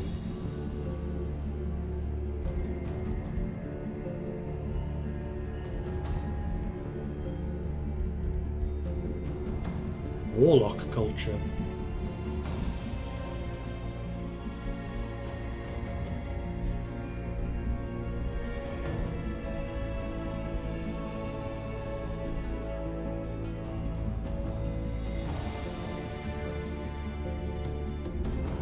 So this one's trying to do bounties, so you're being a chivalrous knight, basically. The Subterranean Society did sound really cool. Relentless Crusaders. Gain Imperium for every Empire unit killed after successful combat. Wow. +1 for every level of evil the faction they belong to. See, this is actually one of the issues I have with the game at the moment. There are so many bonuses to being good, and very, very few for being evil. Like, let someone play the bad guy. Esoteric Dragon Head. No, these are just new faces.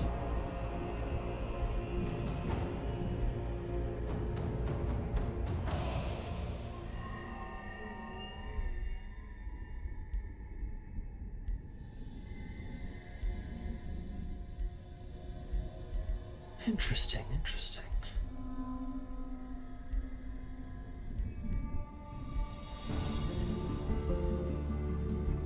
Yeah, I think I want to try to go down this path.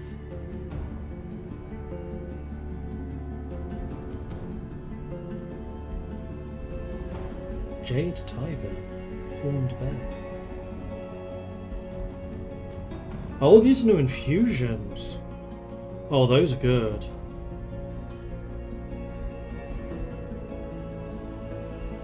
Ooh. Spelljammer passive item infusion. I do like the crafting system in this game. Cult of Personality. Heroes gain as bonus skill points whenever they gain a renown level. Heroes gain gold upkeep whenever they gain a renown level. Units in the army without a hero suffer less morale. Ooh. I quite like that actually. Alright, we're going to go for that.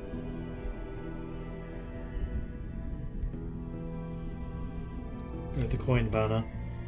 Cestus. Jade Tiger. Cult of Personality. This leads down to the Vigilante Knight, so I feel like we're doing the right thing going in this direction. I'm going to assume that you can't jump across there. Can take that one. Slayer Sword. Guardian Helmet. Or Ogre Mask. Guardian. There's the Vigilante Knight. So I could actually get the Golden Godir Crown now if I wanted to, but I also wanted to try to get to the Subterranean Society.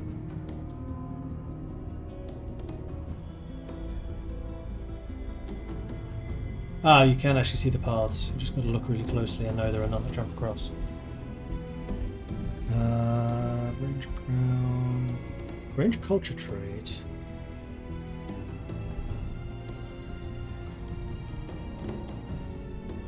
Oh, you get bonuses and magic materials. I actually try to get those too. And this is really close. It doesn't look like you can cross over though.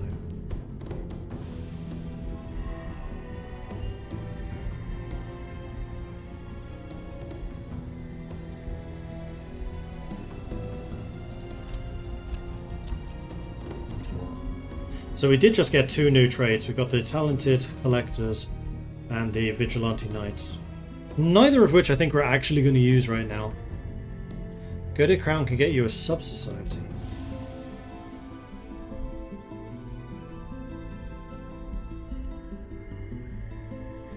Doesn't say anything about that though.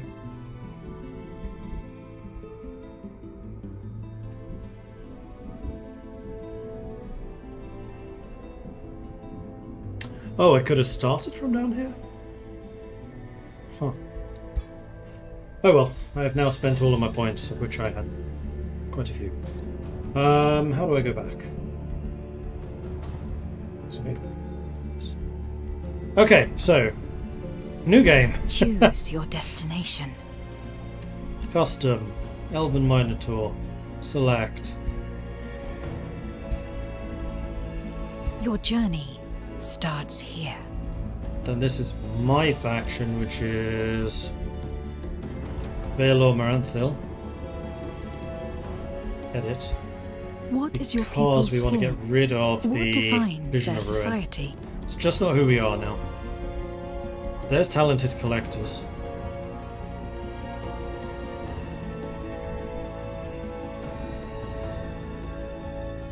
Would this really be them? I don't think so.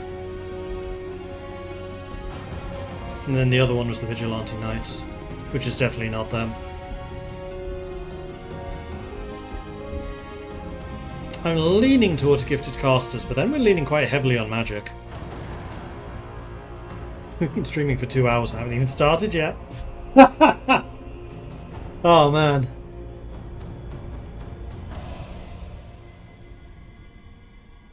Great builders. From the stuff that they've learned from the Minotaurs, maybe. Definitely not Wander Architects. That's 100% the Minotaurs.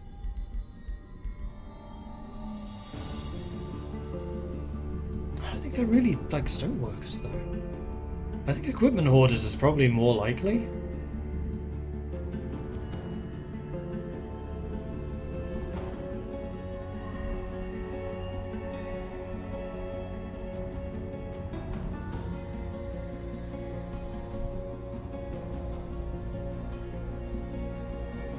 Or reclaimers. You know what reclaimers who they are. Choose your first tome of magic. Education, What is your definitely. ruler's origin?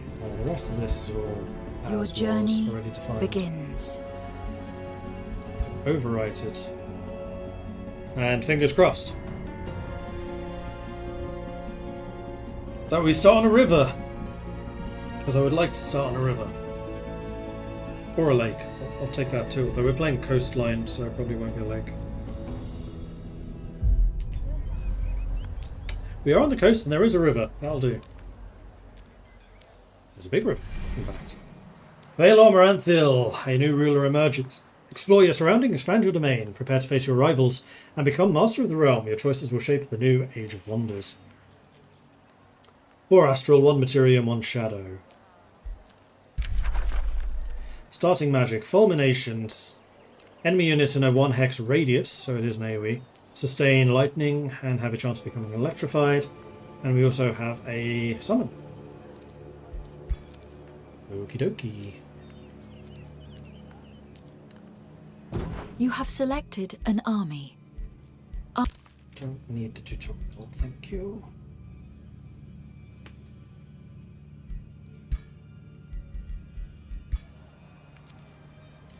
Alright, save.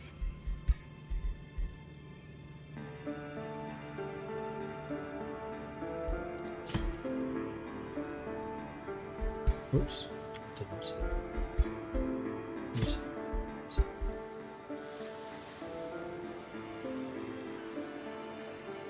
Well, we know that the coast is down here, so I'm not as interested about that. I am interested in following the river up a bit, though. Let's go this way. Silver Pond. Which is a ancient wonder. So we may well want to be building in that direction. You have a combat strength of 180. We, however, have a combat strength of 360. We have 2 cultivators. Link to a target friendly unit and dispel 1 negative spell effect. While linked, they gain 2 affinity incarnate, which deals more damage. So it's going to be lightning damage. At the start of the turn, both units heal for... Wow, okay, that's quite good. So we have 2 of them. We have an Earthbreaker.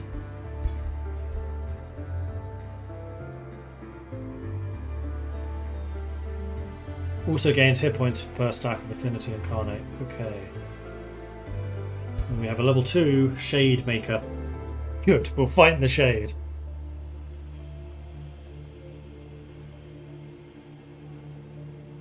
Incarnate Shot. 90% chance of inflicting weakened per affinity incarnate this unit has. Per. Huh. And that's also an AoE. And then shooting the Titan Bow, Giant Slayer. 40% more damage against large. Okay, I dig it, And yeah, I think going this way is going to be our best option. Let's murder them. We shall fight them!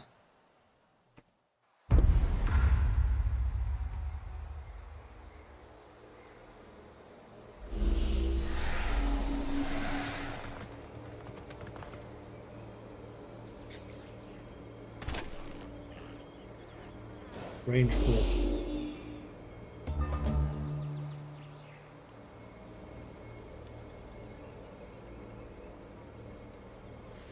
Well, you are a regular old fighter. No, you're a assault character. Interesting. I have 2 skirmishers and a healer. Conjure animal, unleash the beast. Well, I definitely think that you should go ahead and link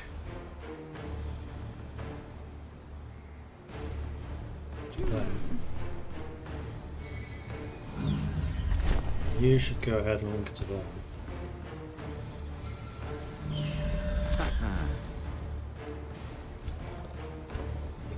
actually reached the boss. Channeling Ritual allows you to cast an additional spell this turn. Does not stack. Can't use it for one turn. Stab and then Lightning Blast. But I'm out of range, so I think I'm just going to back up. So that none of them can actually get into adjacency with me. I should attend him.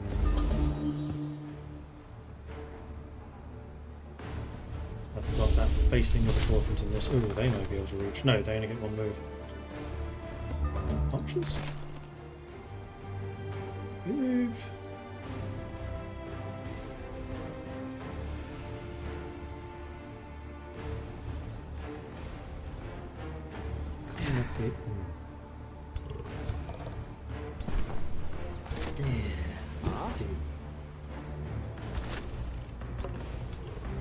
I kind of feel like I should probably just back up one more time.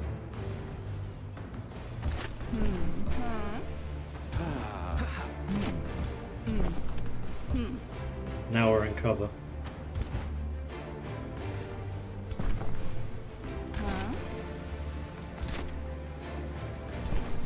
Oops. What spells do I have? Oh yeah, I have my AoE damage spell, which I might as well use.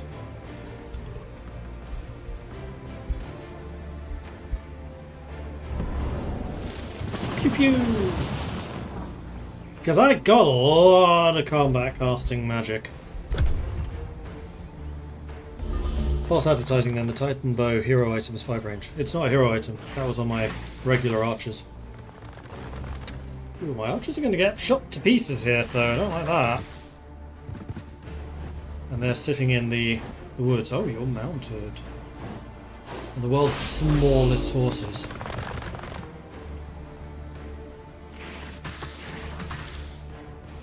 Okay, you did manage to poison me, which is unfortunate. I think you should probably just go ahead and absolutely demolish these guys.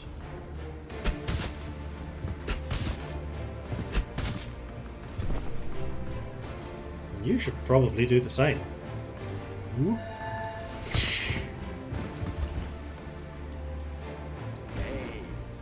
Hey.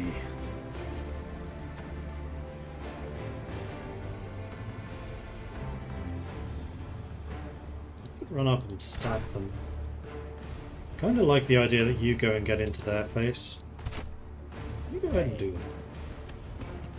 If you'd gone there, you could have hit both of them, but never mind.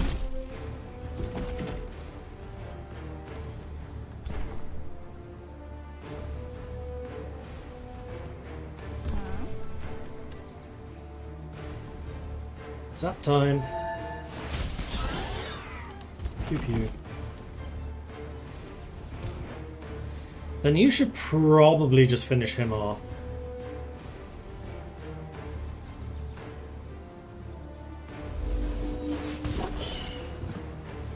Now these are skirmishers, they're only going to get the one hit unless they decide to come in close combat. Which is possible. So I think what I might do is I'm just going to stick an elemental. Ah, I'm not sticking there. Oh, you're going to block their access. Oh, you can attack. Go ahead and do that. Now you're in close combat with these guys too. Even better!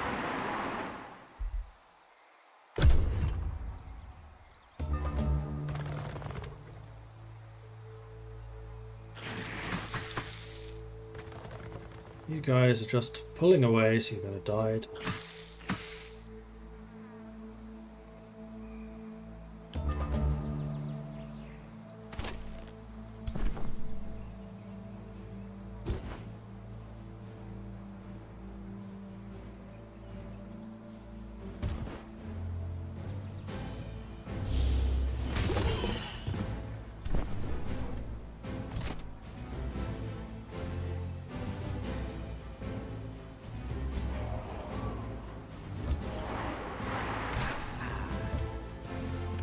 I'm gonna hit your friend if you do this.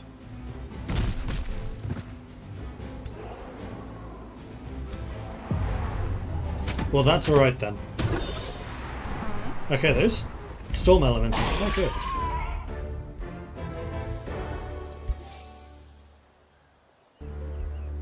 Do need to set our arcane research. I would kind of like the idea of getting some evokers. Although that's only available at Town Hall level 2, which we don't have.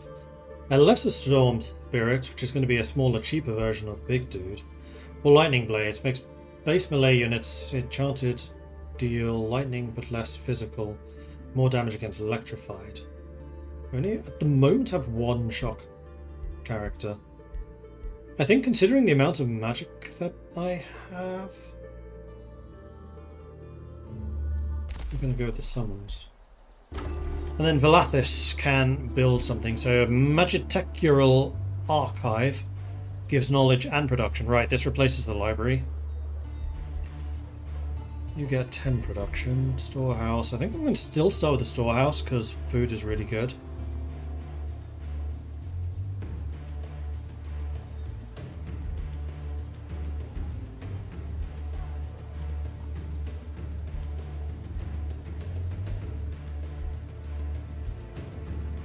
Checking to see what the boosters are. You need 3 population to upgrade.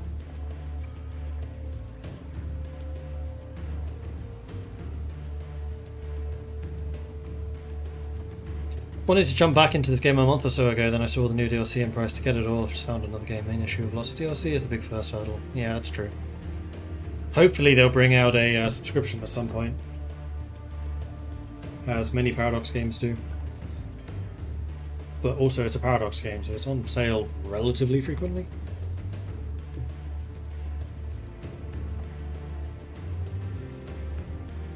And highlighting the bias, I work for Paradox. Just saying that first. But I fucking love this game. I think it's a really, really good game. I'm not going to say I'm going to recommend it, because I feel like that's stepping over a line. But I'm going to say I really like this game. Do I want to go to workshop? Architectural Archive? Or do I just want to start going on a storehouse? If I build one of these production buildings, it does mean that everything in the future gets built that much quicker.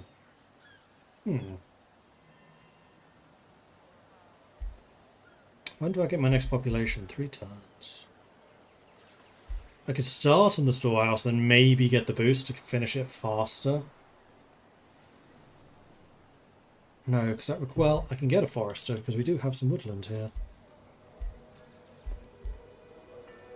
Or I could do the workshop. Boost it with the farm to build stuff fast to then get the storehouse. You know what? Let's do that. Yeah!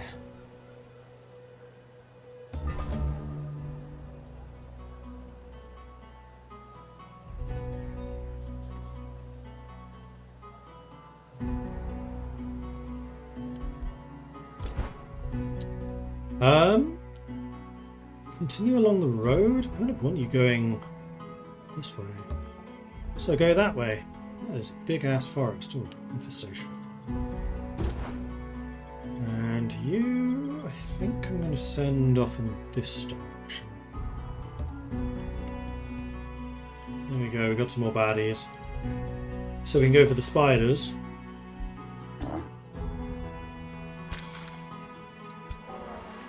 These are easily the weakest, against whom we could get some experience.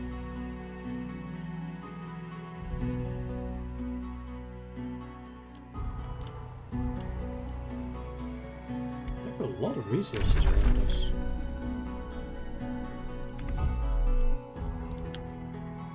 I think I'm going to go for the weak ones first.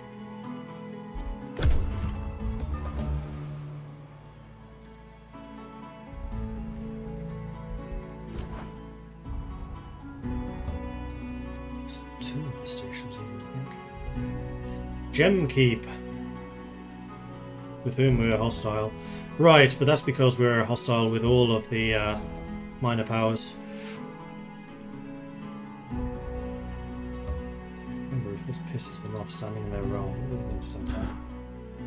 And you are going to go and attack the low strength people.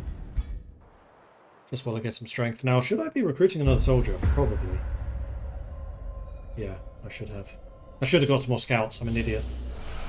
Okay, I've just lost like 3 turns of scouting because of that. Disappointed! So what you got? Tide spirits? You're immune to burning, you hit hard. You're a fighter, so nothing particularly special about you. Let's have you connect to them. Oops. And you connect to them. Oh, you could connect to the boss. Interesting.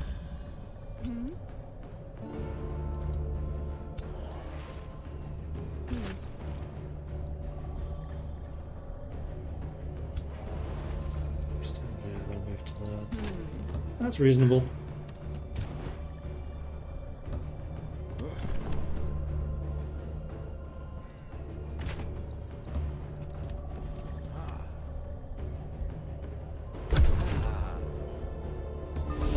Now, are you going to split the party? Yeah, you are.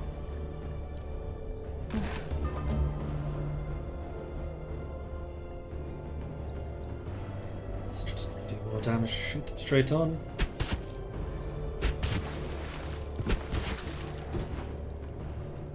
Does not quite kill them, though.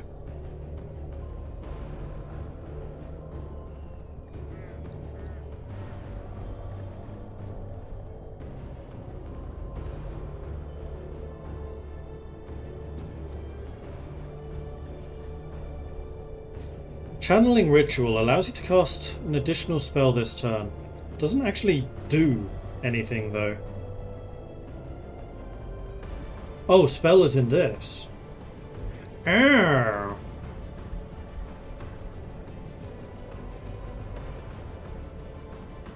Summon tier 1 lesser spirit based on the Empire, summon an affinity lesser storm spirit. Okay, so the thing I'm researching at the moment is kind of pointless. Let's put that there to be awkward. Okay. I should have shot it first. Yep, should definitely have shot him first. Well, you may as well wail on him.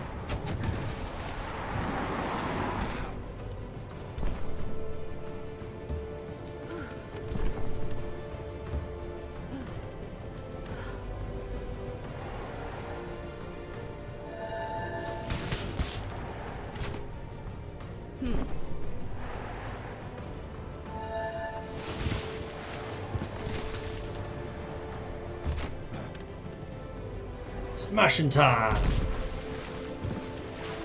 You automatically go into defense mode when you attack. Yes, you do.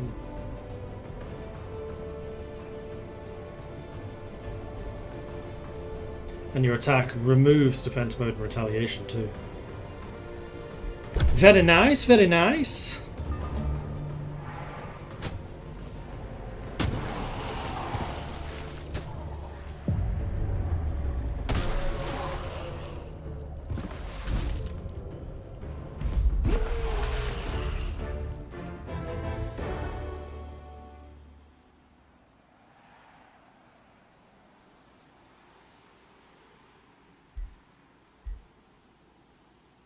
And I leveled up. Marvellous. So we can take a look at that. Oops.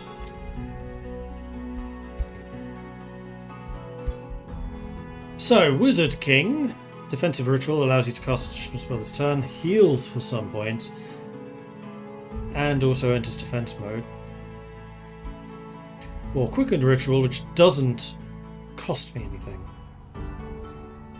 We also have Attuned Godir. Whenever I cast a spell, I gain Strengthened and Regeneration.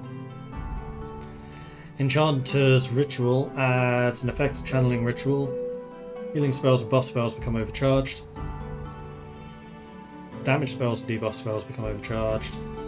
Damage spells cast in combat with the unit is present deal extra damage.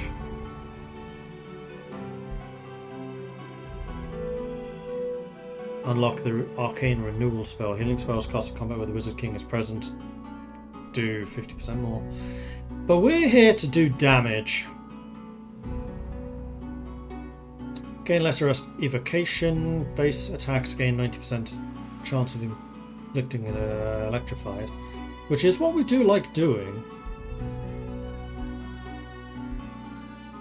No, most of our damage is electrical.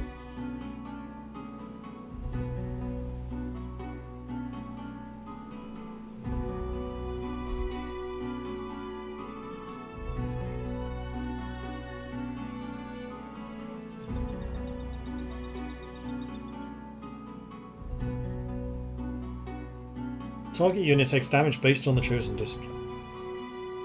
Okay, so that's just, yeah, damage spell. Similar to Lightning Blast, I assume.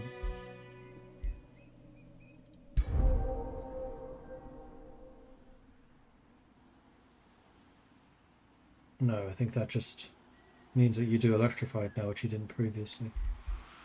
Oh. No, because this is where you're getting Lightning Blast from, which already did Electrified. Oh, there's Lesser Invocation. I was completely missing that. Cool, so we have additional ways of doing damage, which is nice. And next up, I think I'm going to move this way in order to go and clear off the guys there. Meeting on Misled Gemkeep. Guildmaster Gordo Monia of the Free City Gemkeep greets you with regret in their eyes. It's unfortunate we meet like this, King Vale or Moranthil, but it seems war between us is inevitable. We, the people of Gemkeep, will fight for what's good and for a brighter future. A future without you. Okay. Okay. Wait, let's recruit from Pantheon. Oh, Pantheon, right. Duh.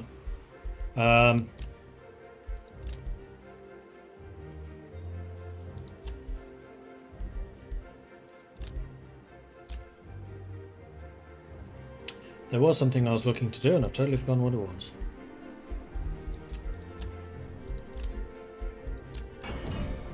Nope, it's gone.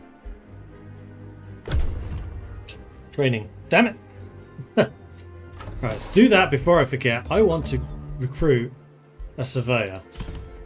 Probably 2 of them.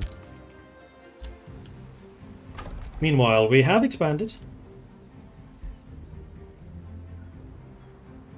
And I did say I wanted to get a farm, and I still do.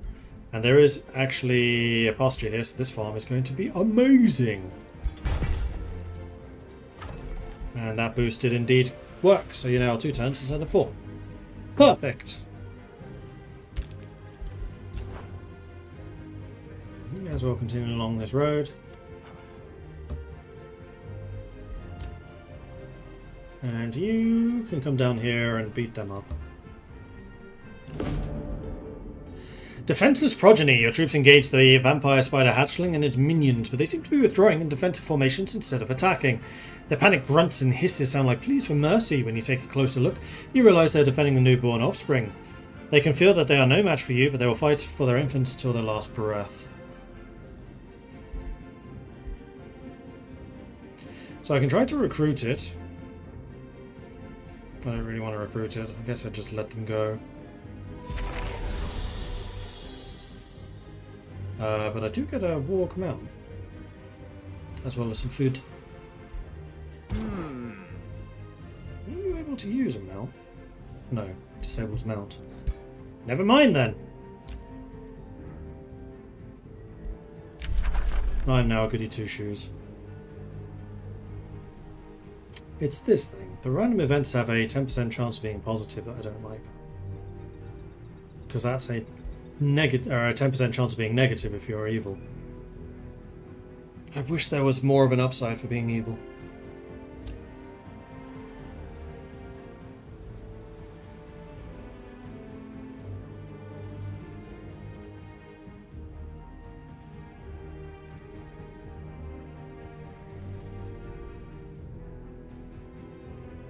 Eldritch Packs are the upside for being evil.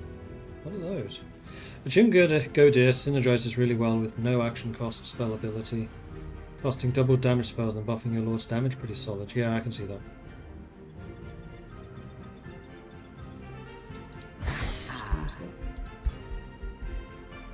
This one here. And that one. No. Yes.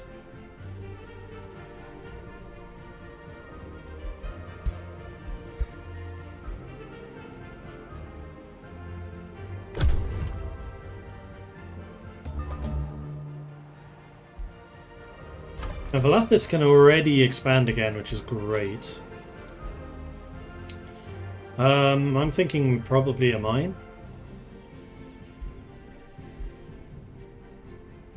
Oh no, it's iron deposits, probably a quarry here. That's the mine. Although we also wanted a forester.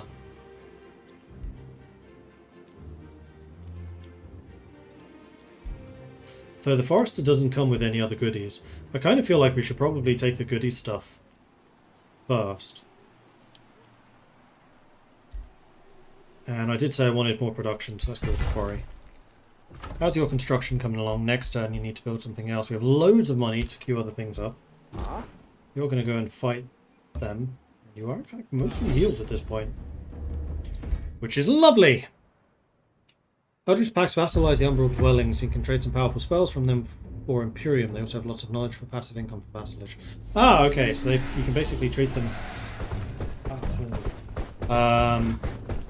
as free cities then, I assume. Or like the Crystal Merchant?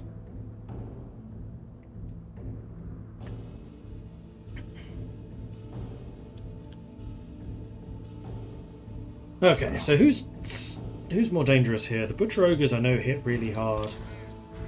You're only 2-1. But you are fast. Yeah, okay.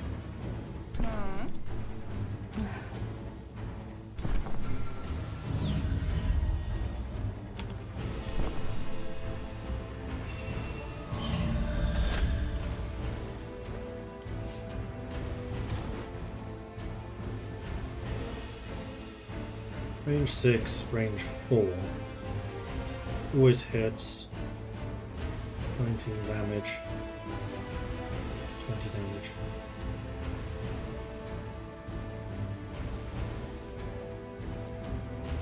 I'm just out of range of it.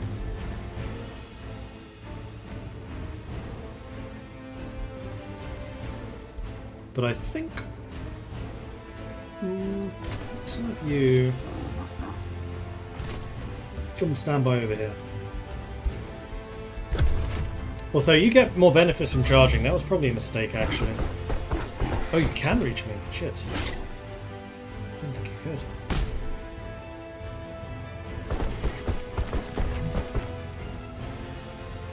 So anyway, started blasting.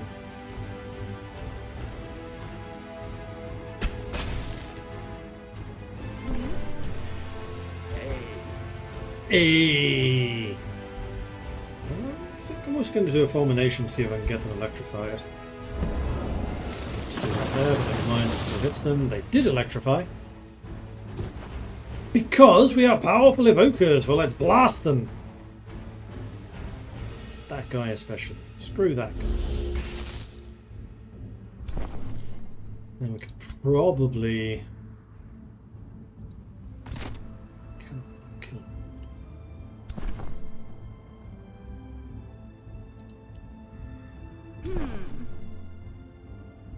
We'll move you here. Zap him. You're actually blocked. You can't get through until he gets out the way. So I'm kind of tempted to just stand here and take the hit. He'll do 30 damage to me. Minus that. Do I do 26? Ish. I feel like I can probably soak that. Let's go for the spiderlings.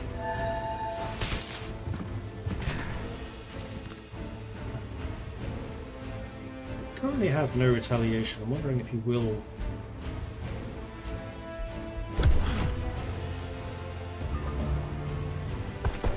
What? You could get through that? Oh, you bastards! Okay, I'm taking way more damage now than I needed to. That's really frustrating.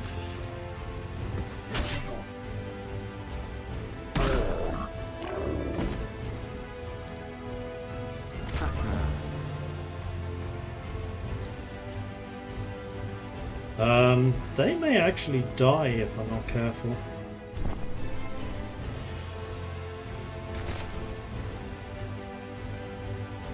So there's you to murder their face.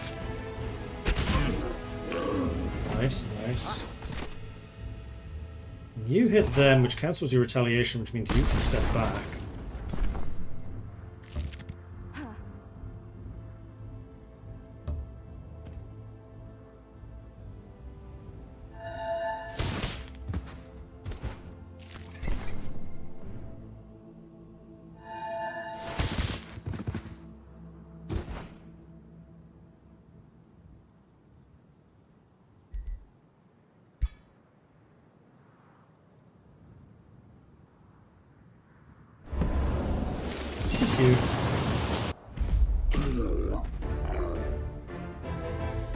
took way more damage there than you should have. It's annoying. Enchanted shoes, more hit points and resistance. Don't mind if I do.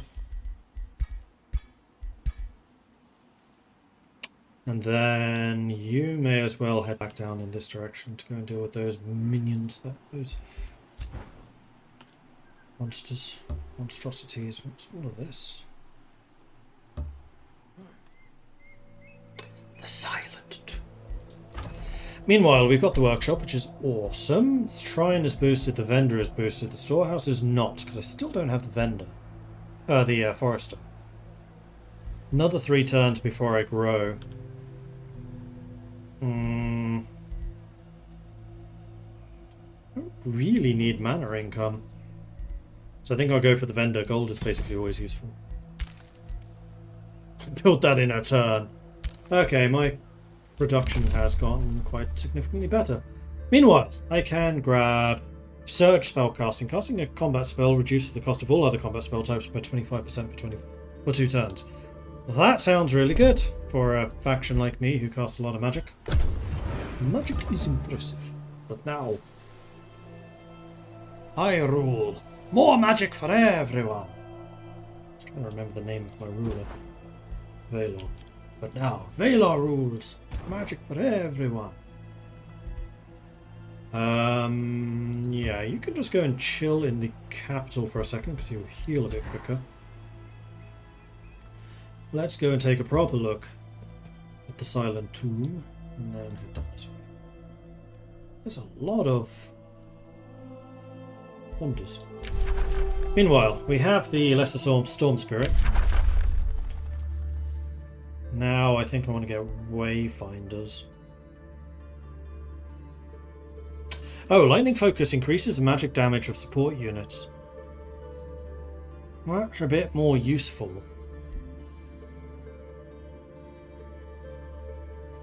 Incarnate Mark grants non-architect units affinity, none of which I have at the moment. Although if I get the Battle Mage, then we will have one.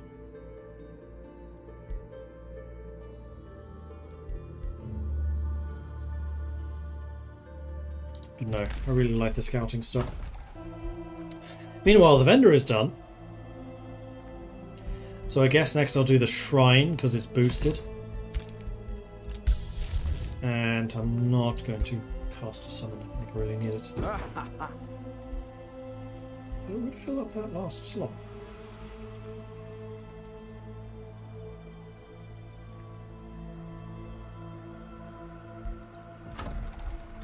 Although ultimately I'm going to want to build another unit, I think, so no. I'll hold on for that. It's fine.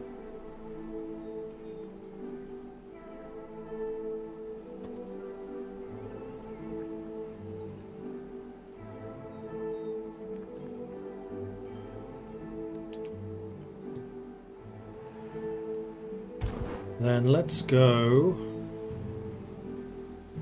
this way. So we have more stuff over here to murderize. You can go to the tower, take a look around. And this is Capeleon, who is not hostile to us. That's a very big free city.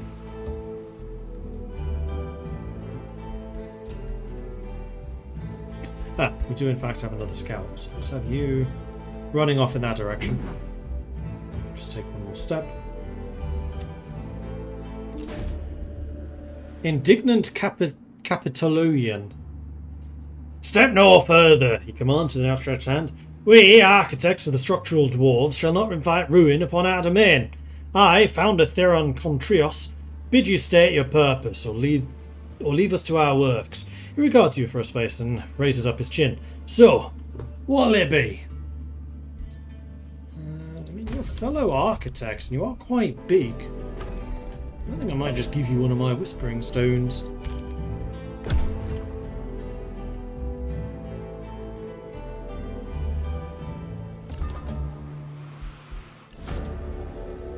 Foolish Games. Founder Theron Contrius proudly summons his new court jester to entertain you during the negotiations. This jester, however, is clearly no fool. As she performs complex conjuration and illusion spells, she seems severely overqualified for the job. Theracontrius claps and cheers with joy, unable to assess how powerful the performer is. The jester pulls up another dazzling illusion with ease, her expression bordering on boredom. While you analyse the masterful performance of the Skald turned jester, Theron suddenly asks you why you don't seem entertained. My empire knows no jesters as talented as yours. We lose Imperium, which I basically never want to lose. We could recruit the Skald. Not a huge fan of Skalds, though. Capable, right now. Behold how Godir perform magic tricks. 50% chance of succeeding.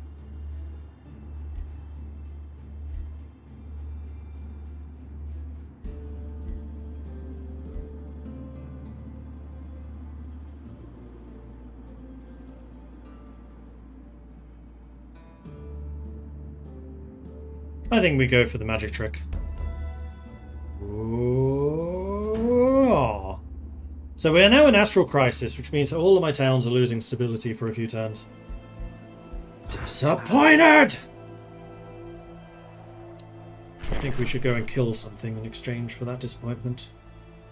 Let's send you to continue running off.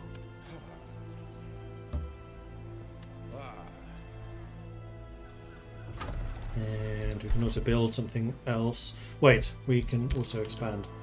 So it's saying that a lot of my things are currently blocked behind foresters.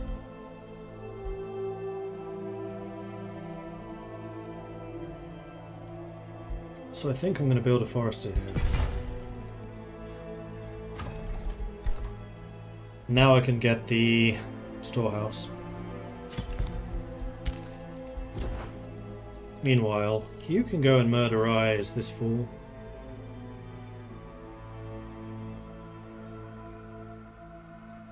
I'm tempted to recruit one of these in the meantime.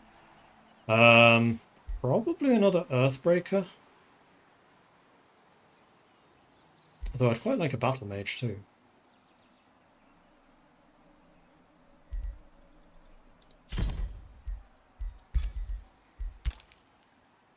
Yeah, I really should have gotten those scouts recruited earlier. It was a big mistake that I didn't. What do we have? Bannerman of the Purring Lordlings. Consume Flora, Soothing Standard. Oh, and you've got the mounted trait, which is why you're on horseback. Sunderer, which is a... excuse me, skirmisher. And then a shaman who can heal, so we need to be a bit careful. They're going to have a lot of healing here. Gotta be aggressive.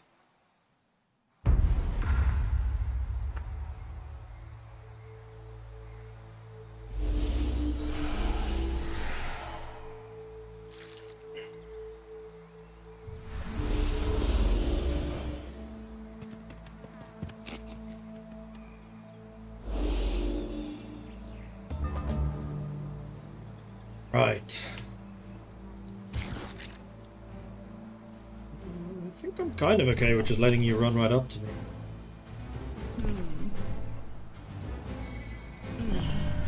So you're like, what's this do again? +2 Astral Incarnate. At the start of the turn, both units heal. Gains extra lightning damage. I think we're still better off on the archers, as they shoot multiple times, although it does say the effect is increased for single shot people.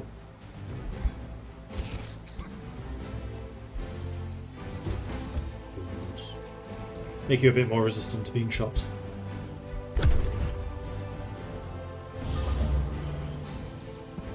Has there been any news on when the next Total War Warhammer updates come in? Well, if you're all going to stand there in a group, I'm just going to blast you all in a group.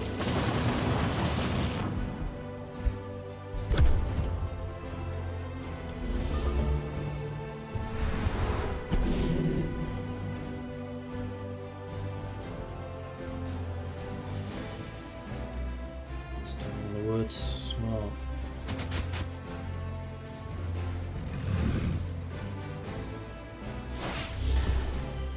Include banner when arranged.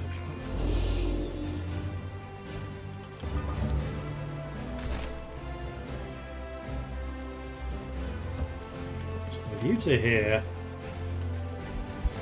let's blast you with another of these.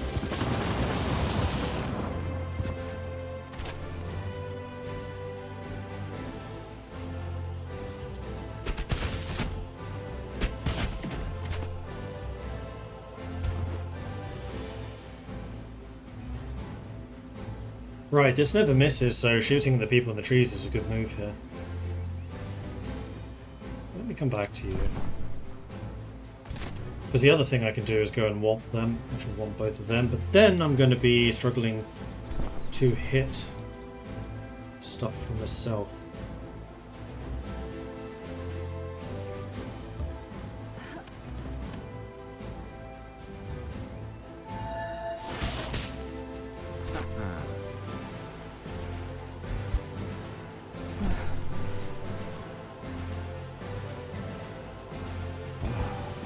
I wish I had like a fireball or something. Let's shoot the...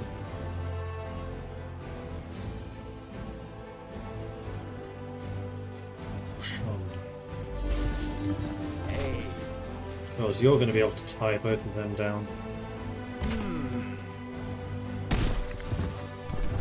Like so. Probably moved you in there so you had some resistance in case they try to run away. But at the moment you're in my protective field. Okay, that was my retaliation. Now you're going to run over there. Okay, okay.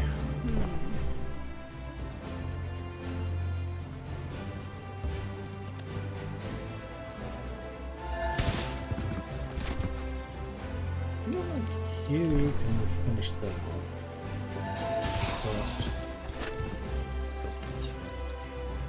I don't like it as fast. Not while I'm still learning how this faction works. But thank you for the tip. Charge got rid of the cover. Oh, interesting.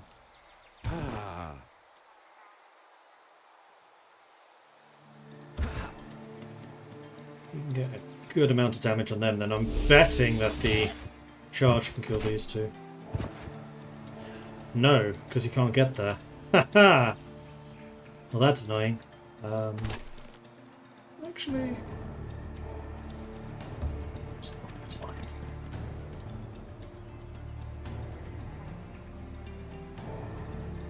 Let's kill them. Kill them. Bonk. We took very little damage there. Well done, team. We could move again and attack again. Let's do your level up first.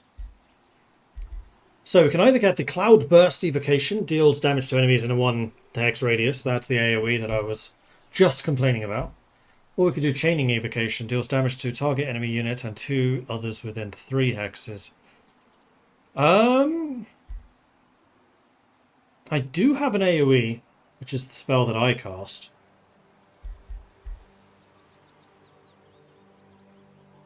That inflicts wet, which reduces lightning resistance. And we do a lot of lightning damage.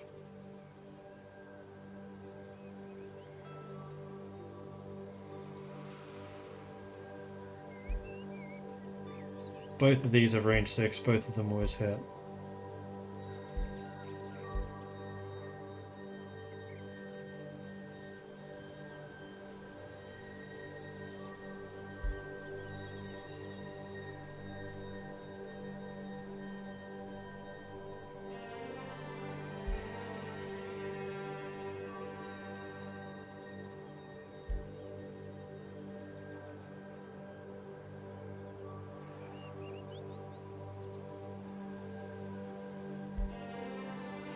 I'm going to go with the Cloud Burst. It's just more interesting.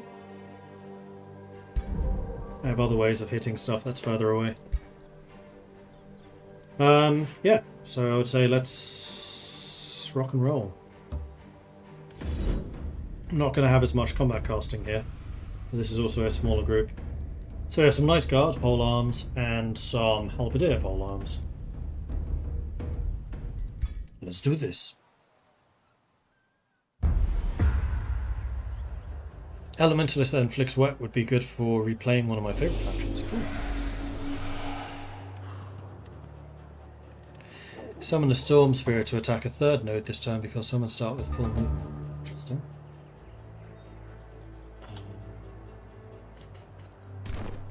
You guys are both close combat. So I just need to make sure that we're in positions for good firing solutions here.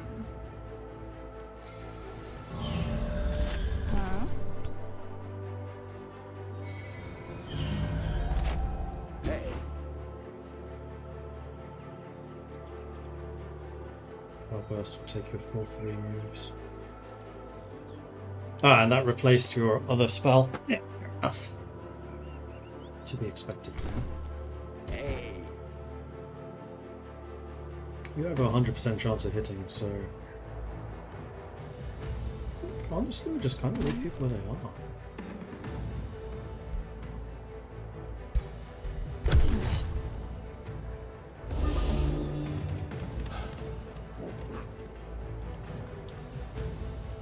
Right. And then I started blasting.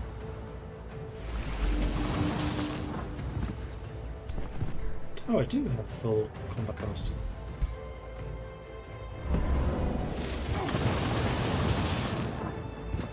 Nice, nice.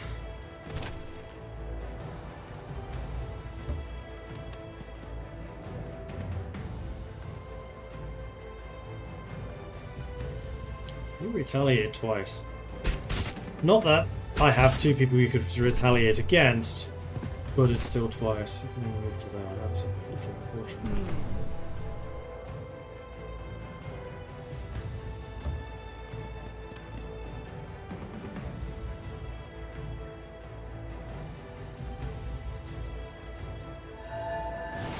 Well, we may as well shoot this guy because you're going to do a ton of damage to him.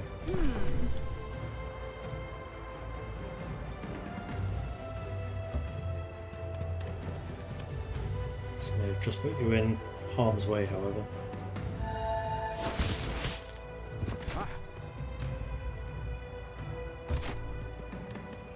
No, because you have to go through here.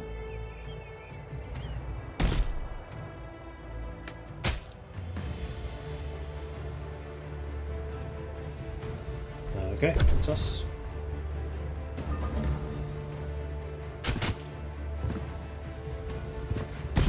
That uses the retaliate, so now they can run past me if they wanted to. So they won't get as many hits. Nope, they're still going for the close combat, guys. Okay, fine with that.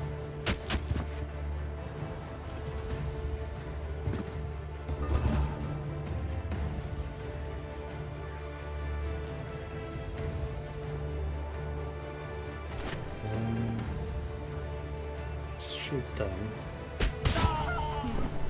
Nice! Try to do as much of this as I can without the close combat characters, so they don't get to retaliate against them. Even without retaliation, zone of control exists. I thought retaliation disappeared if you had no... Sorry, zone of control disappeared if you had no retaliates. In fact, I'm fairly sure it does.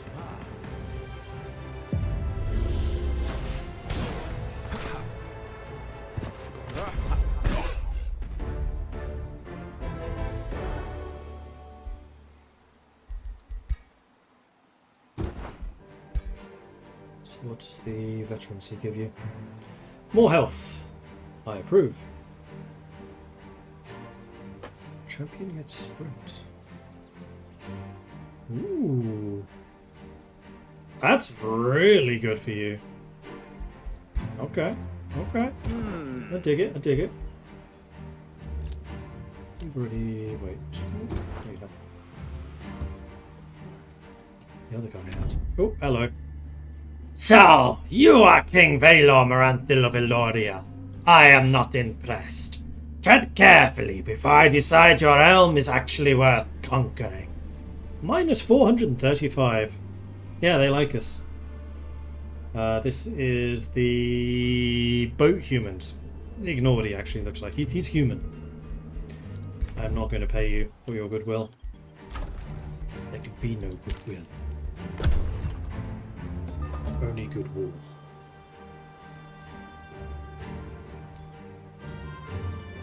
Hey, Fraser. Okay. Let's explore further. It's a big tree. Reaper's Hollow. Haunted Graveyard.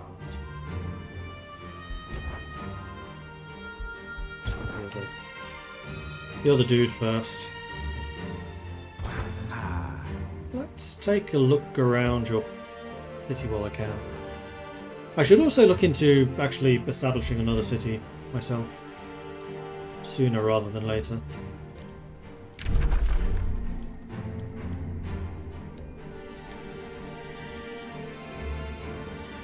Probably down here.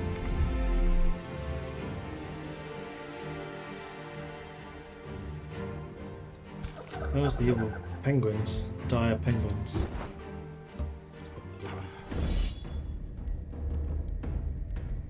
He's riding an elephant. It's cheating.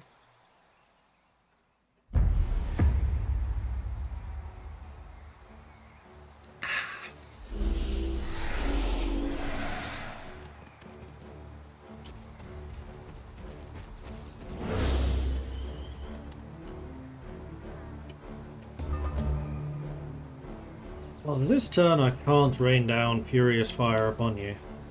Next turn. Get to there. So I think these guys basically just want to get into a position from which they can fire. Who's tougher? Don't really want to get too close with you though. You there. You there. You do that.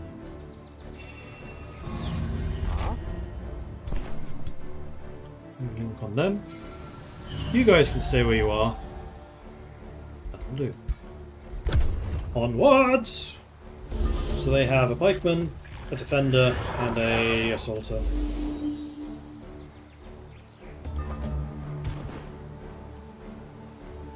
Now, can I drop a water cloud there? I can.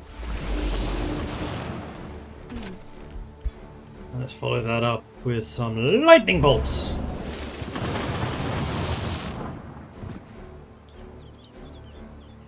And I think, honestly, you're going to need to go and support the archers against them. Though they're going to take a ton of damage.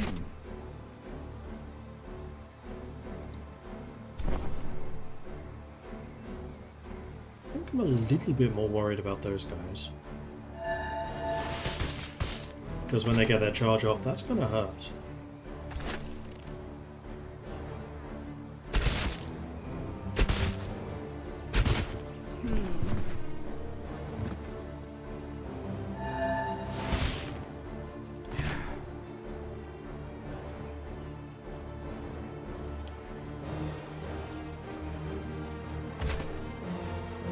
Right, let's go and smack him. Thank you. Bonk.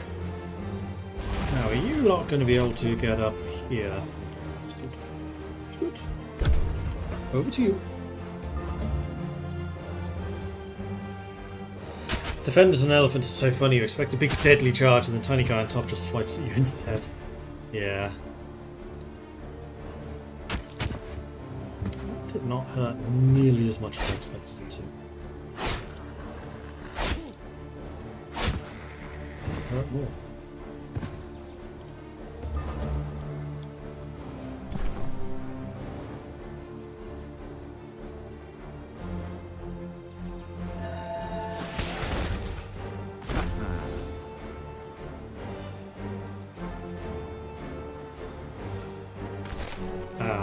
Because you're now in close combat with them, you can't shoot anymore. Yeah. Okay.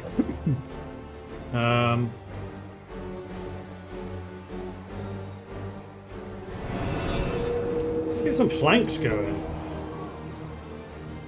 Basically kill them.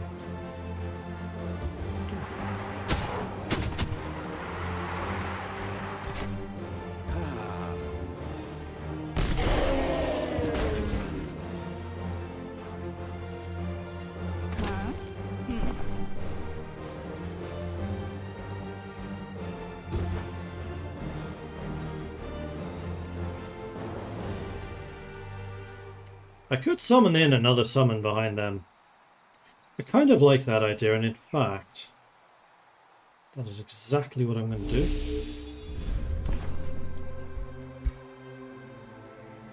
Let's put that theory to the test. If I take away his retaliation, can I move away from him? Oh, he's going to be...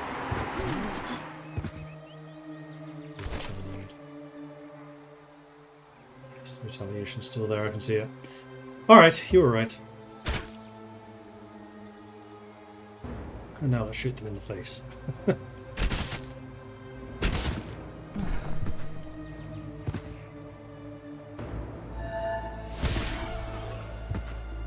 there we go. That's them dead. Now I just need to deal with those swordsmen, but that should be significantly easier.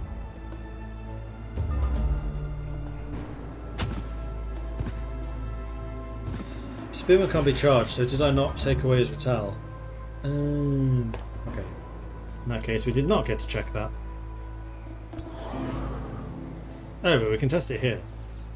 Because you're not going to kill him. And you're flanking. So you don't have a retaliation anymore. See? No zone of control. I was right.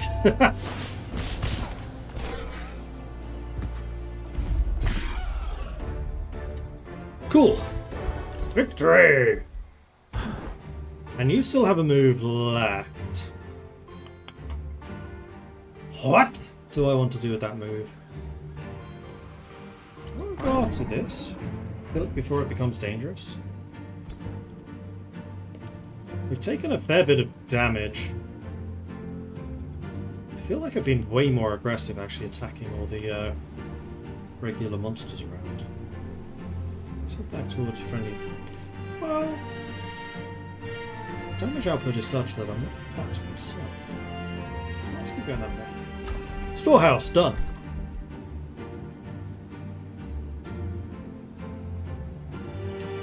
We can now get the Magitectural Archive. You would need 2 foresters, which I have no interest in doing anytime soon. That's going to take you just 1 turn to do. Alright. Zone of control is about movement. If you move adjacent to an enemy, you can't move further. Oh no, the zone of control I mean is you can't leave their zone of control. So if you try to run away, like if you have archers next to them and the archers try to leave, they're just going to go whoop.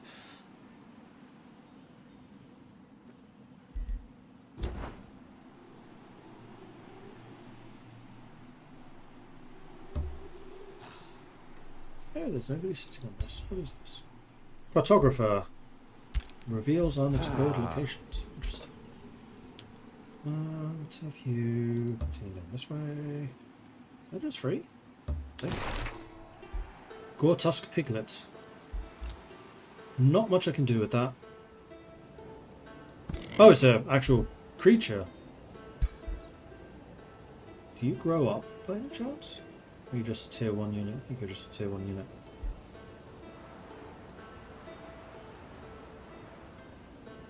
No, you do level up. If I get you to be a legend, then you become a matriarch, which is tier 3. Interesting. Okay, I might send you back to the army. Until I get something better, you can go and join them.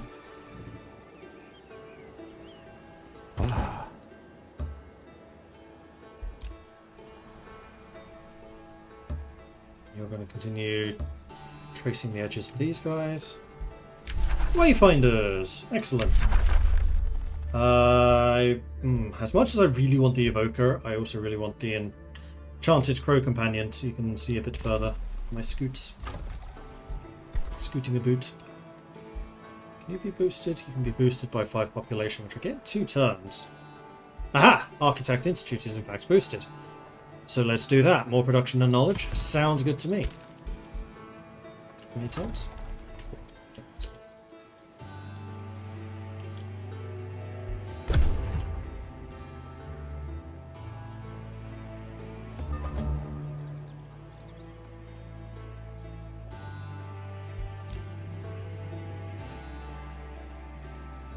Piglet can keep moving. Fight an army.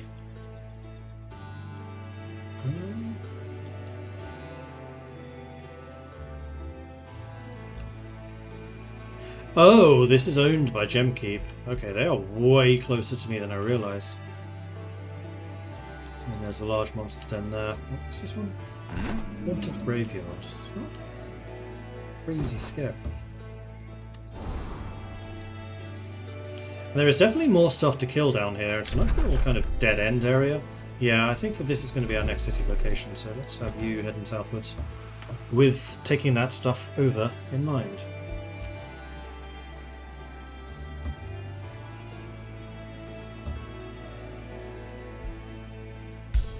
I would very much like to start working on the Wayfinder enchantment, please, and thank you.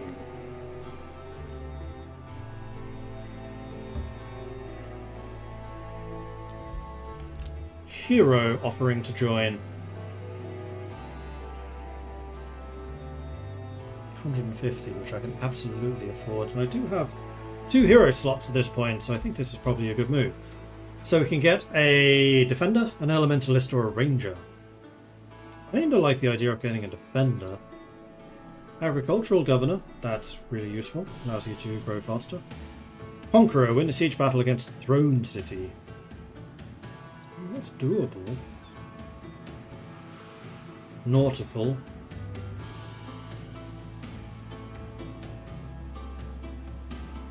Province of the Domain take 2 times longer to pillage. That's really good. Especially for somewhere that's a bit more on the frontier. Which this isn't necessarily going to be.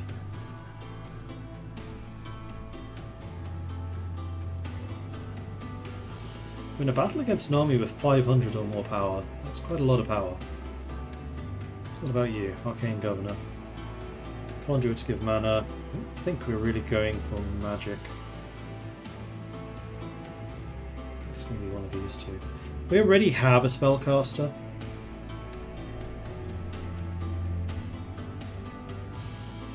That doesn't mean we can't have another one, though.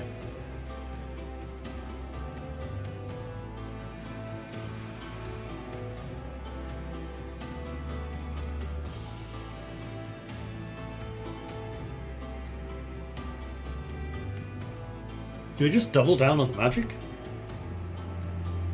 It's what we're good at. Question here is, do we continue him being like another lightning mage? In case the two are ever fighting together, then they can support each other, make him like chain lightning? Or do we go for one of the elements, like maybe frost? Because frost also works well with the wet damage. Although my people, because they're enchantments, will get bonuses to lightning. So we probably want to double down on the lightning.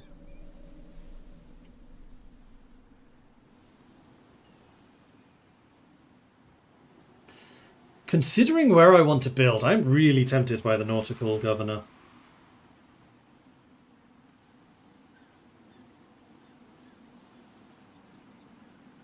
Sod it, let's do the Nautical. We will hire you.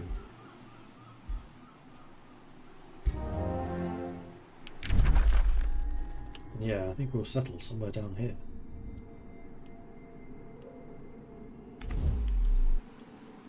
So that we can make good use of all the coastal territory down here. Marvellous! And we have another development skill. Oh, we have several of them. Locking and shuffling research skills cost less. Research city structures cost less gold in production. Unlocks the ability for units to embark and use vessels to cross water. Considering where we are right now, I think that's probably quite useful. Excavate earthen territory in the underground. There is no underground, but I would very much like to have basic seafaring. I'll hold off on that one. I don't think we necessarily need it right now. Gemkeeper sent a war party. That's not good. Because our boss is quite a long way away. Although you've just spawned here and you should be recruiting another guy in one turn.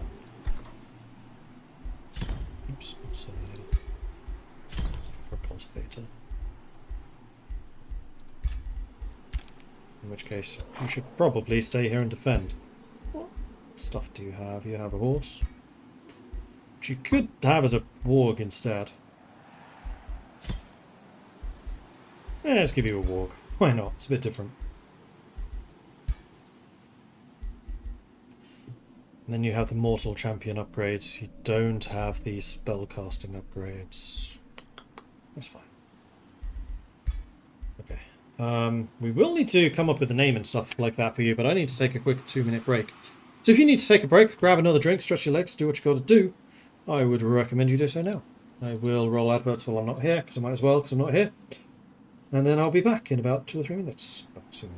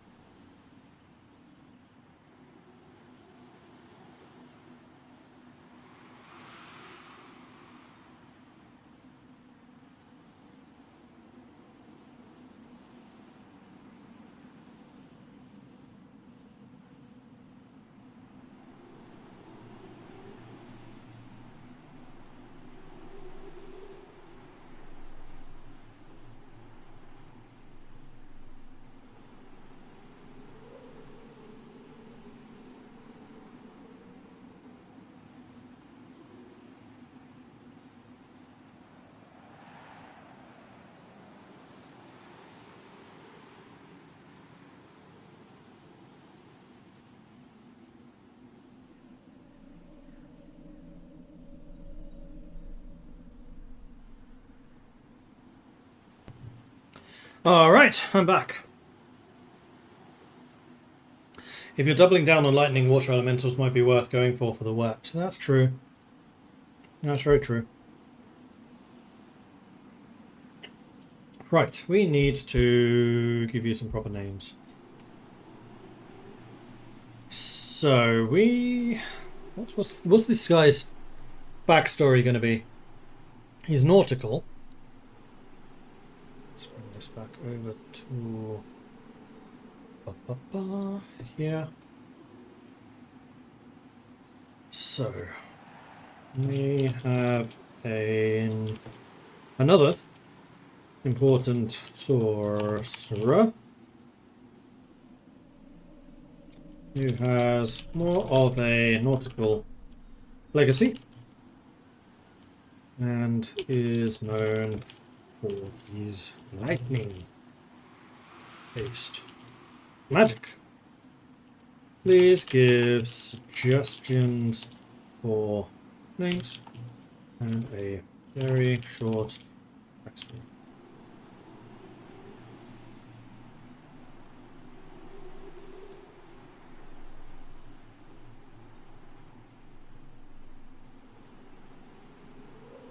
Thalandir Kera. I think that's one we've seen before.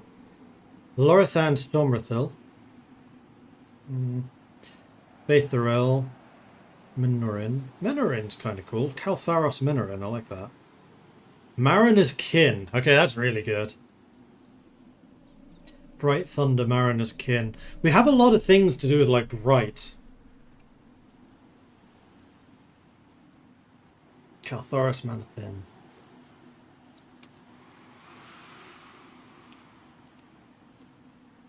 Cool.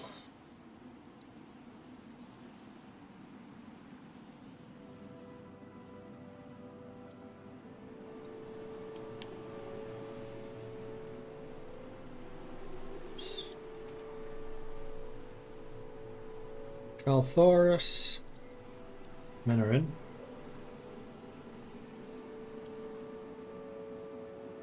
And he's not Sir, he's Wizard Captain. Sorcerer Captain.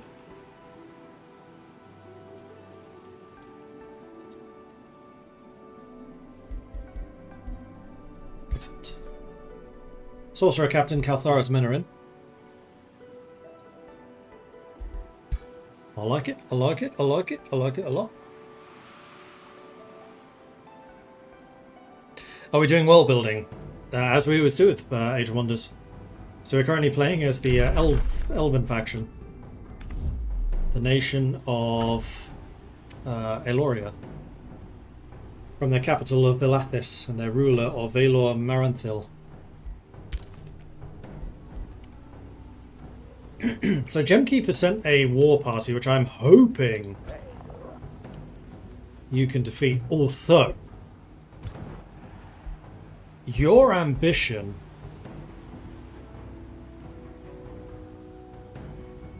is to fight defensive battles. So actually I think we're going to have to turn you around to go and deal with them. Hopefully you have 3 turns to get there. So, you are King Valor Maranthil of Eloria. I am not impressed. So this is the first... No, this is Brutalos. This is the Ogres. And he likes us even less.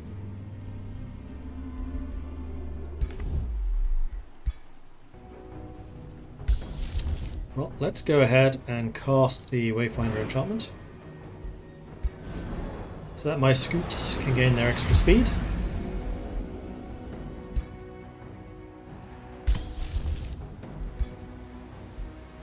I think I am actually going to get a Lesser Storm Spirit in summoning, in case I need very rapid reinforcements.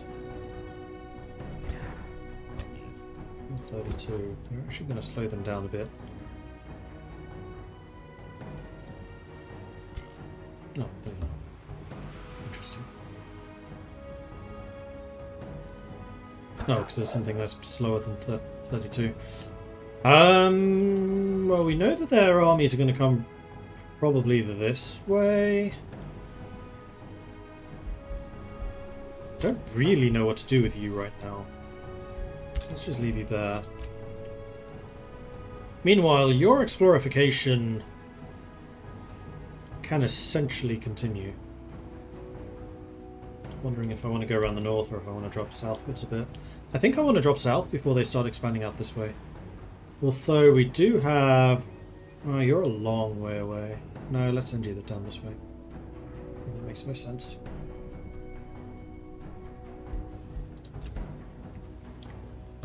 Send you up to the coast. Oh, there's somebody else down here. Oh, that's the ogres. Okay, so this city down here is actually going to be on the frontier. So having something which is resistant to pillaging there on the coast is actually a good thing. Meanwhile, Volanthus can expand again. And we could go for the gold. No, that's another production. Man, we're going to have so much production here. That's gold. You don't get bonuses for coastal, unlike them.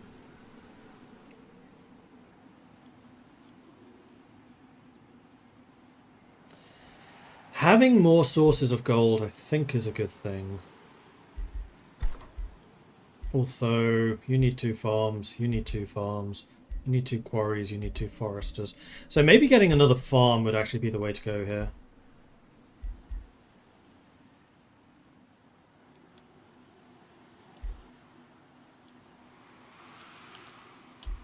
Yeah, let's do that. Let's build another farm there.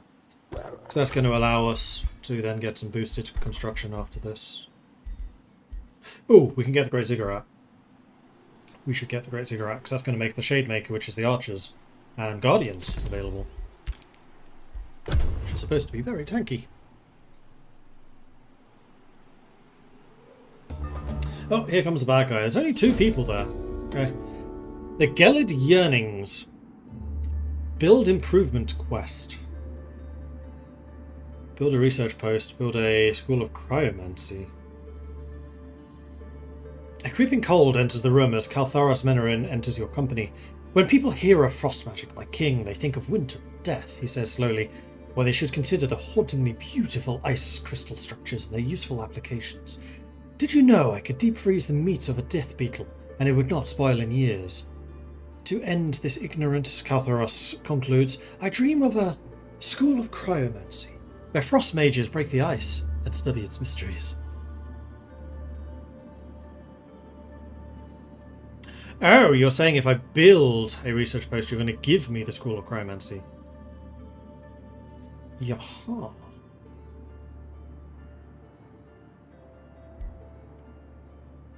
Summon the apprentices. Shall be done. Do we have anywhere that actually produces mana? There's one way out there. There's mana there, though currently guarded. We'd have to take this and this to get there, or this and this. Probably this and this. Can I even get that far out from my capital? I don't know. I'm not sure I can actually get there.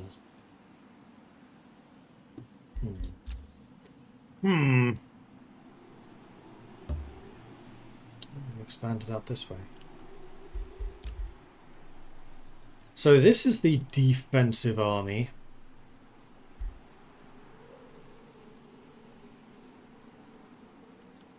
Which I really want to have come down here to found a settlement.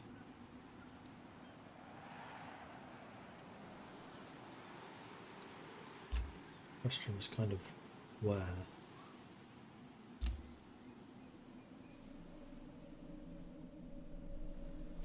Yeah, we're going to have a bit of a claims battle against them.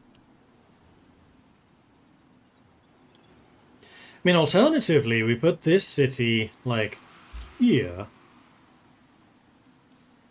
And then use them to claim most of this coastal stuff while Volanthus goes north. That might be even better. Actually, it looks like there's some land here. We can sail now. We're not going to be very strong doing so.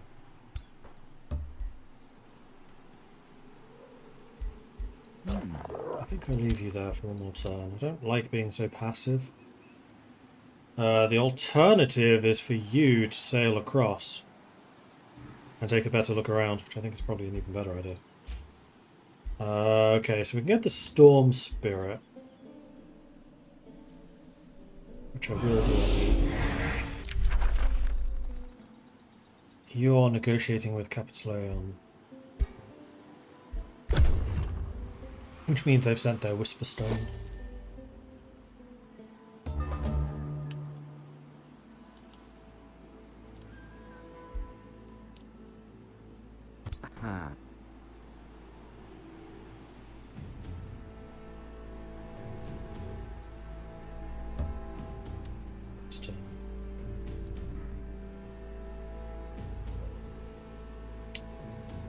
They've actually got quite a strong army. Ah, they have a hero here too. I mean, what I can probably do, yeah, is I can trigger this battle. Get everyone some experience. I think this is probably the best move.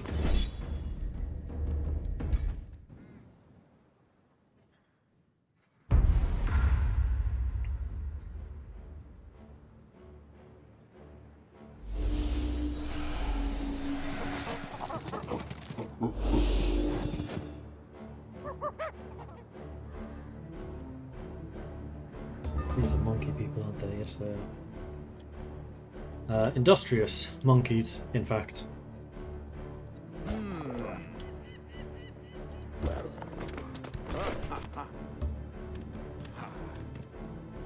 Let's have you come down here to link.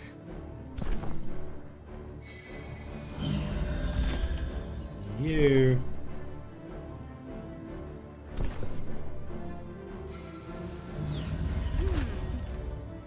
So the hero is on the right side, so I think I probably want you on the left to try and attack them.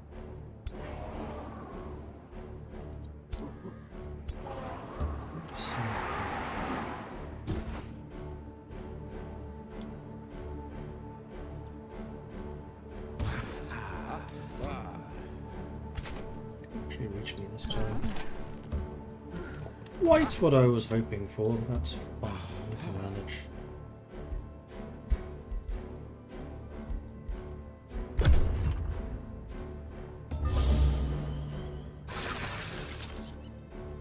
You're showing something right in front of you. Okay. So you lot are coming around to flank me on the left. You guys haven't moved. Well, that seems like a very opportune moment to throw down a lightning bolt. And you have a pretty long range with your own lightning bolt. Perfect. First.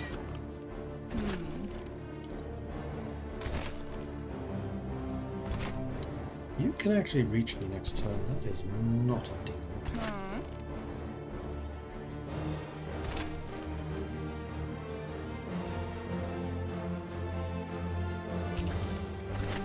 So you move there.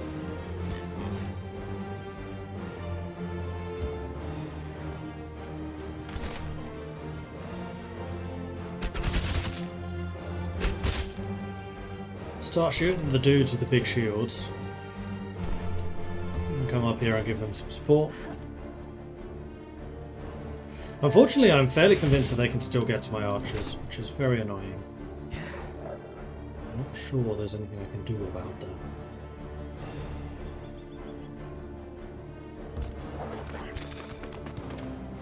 Get to my other mage, so be it.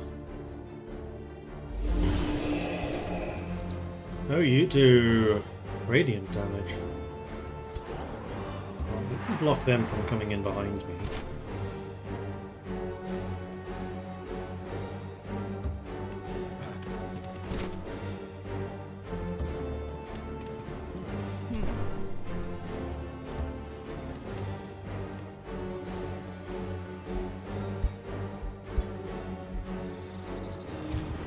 Cool thing, yeah. Okay. I don't think I've done this battle as well as I've done previous ones. So you're going to hit my archers, and then the swordsmen are going to hit the archers too. At least they block the spiders. They did not go for the archers. Okay.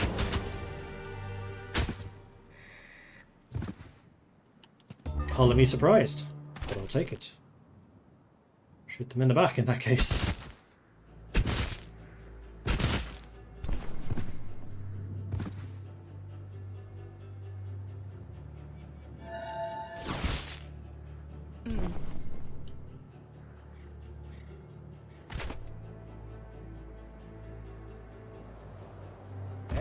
Kill them, get in front of everything else, which I like. So between the two of you, you stop anything coming through here.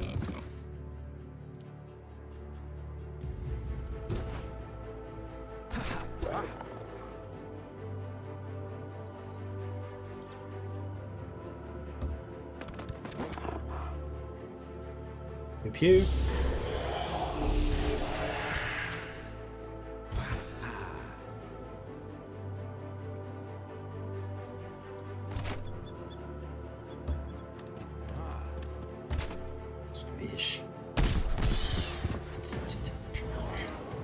Which is actually really good because it means that you can get behind these guys.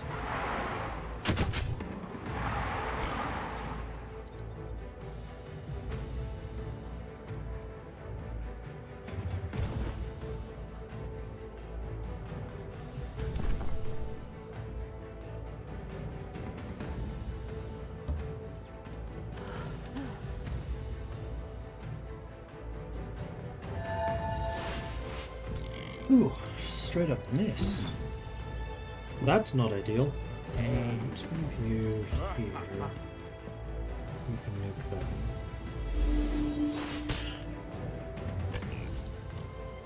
And what you can do is get in there and finish them off. And then he's pretty well blocked in there. And we have another melee unit coming around the side to go and deal with you as well. I like it.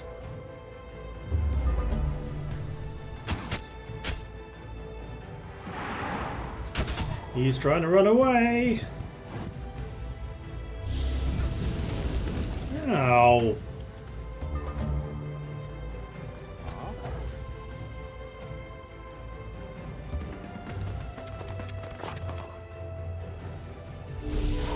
I'm also mounted.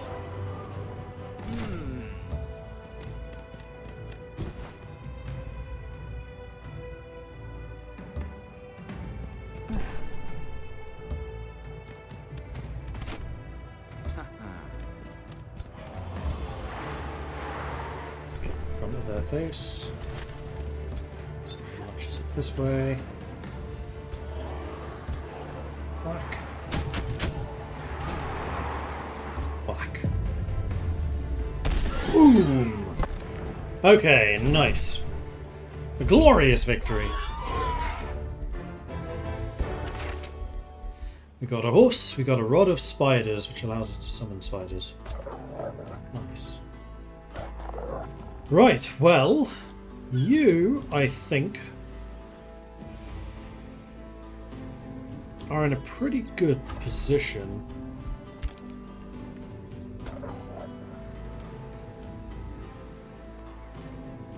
Head off in that direction. I'm wondering if I want to give the pig to him. I think I do. What I probably will do is swap the Earthbreaker. Then have you build another Earthbreaker.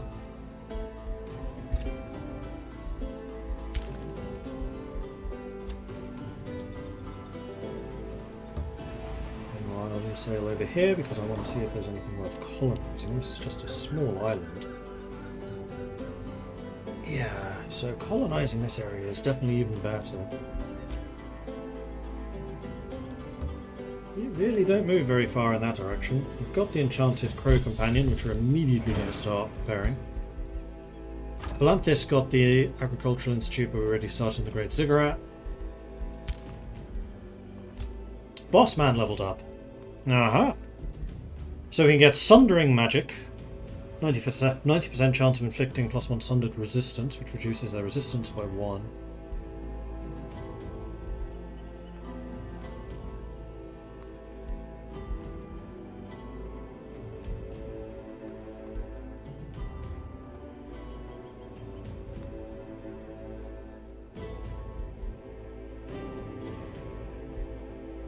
We also have a subcultures ability. So Astral. Attacks ignore up to 2 status resistance. This affects stacks. All non-hero units get that. +1 defense. +2 damage on flanks. I think we're going to go for the initiative Astral, though. Base attacks gain more lightning damage. And more damage against targets which are electrified. Oops. I want those. This is for the extra frost damage, but we don't do frost, we do astral. Then I would very much like to take the lightning damage. Do that. And we collected his remains. Did I complete my battle in friendly territory?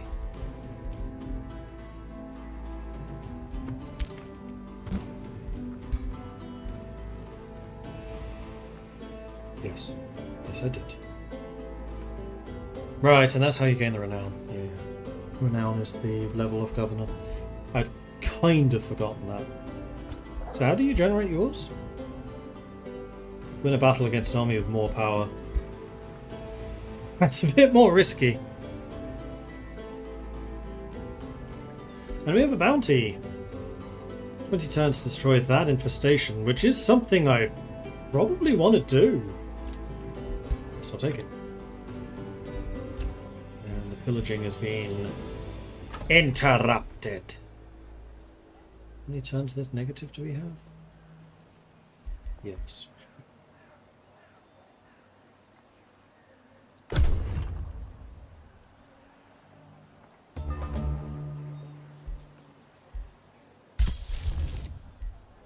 Let's go ahead and cast the Enchanted Crow Companion. There we go. And now they can see a lot more stuff.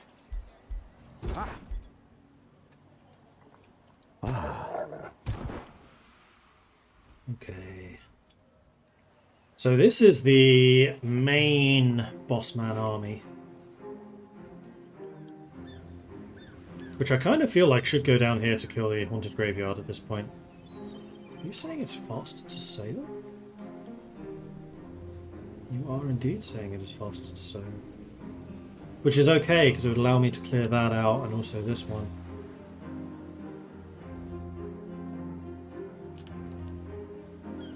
Either way, you're going to move here. Means that you can also move there.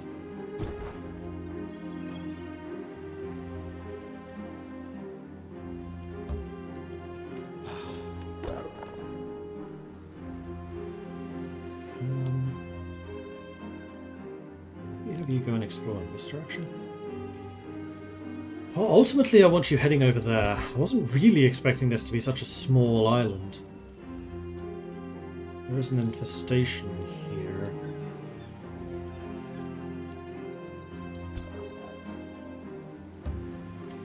Well, I think you basically get ready to sail as well. Maybe we have to send both of them. You've already cleared out the Slitherer's Den. Incarnate Mark gives Infinity Incarnate to everyone. Lightning Focus means that my melee attacks... No, all of my attacks do lightning damage and electrified. Oh no, only for the support and battle mages. Or Resilient Incarnation, which is a buff spell. Defense and resistance for 1 turn. And additional defense and resistance per stack of Affinity Incarnate. I think I'm going to go for the Lightning Focus. Rivalry was declared on me by you. I think I might declare that right back at you.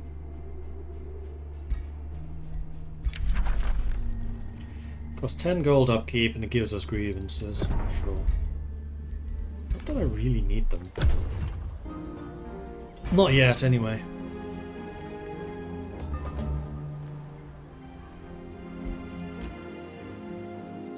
Okay, you're going to sail over here.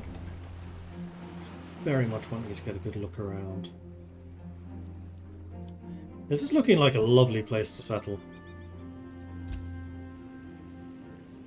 I think I would ideally have settled where that monster den is, but there's only actually one defender here.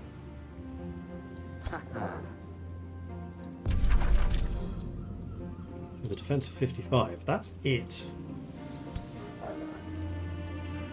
Let's get it going.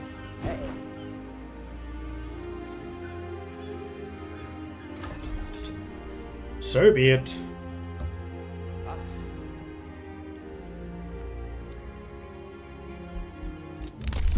Meanwhile, we can get this, which is even more combat casting points.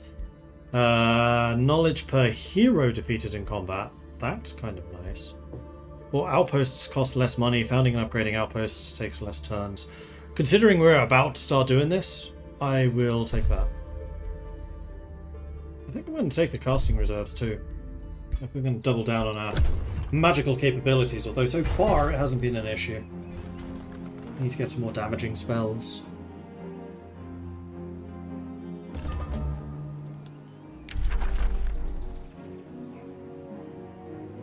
Bounty failed. Somebody else must have done it already. Damn it!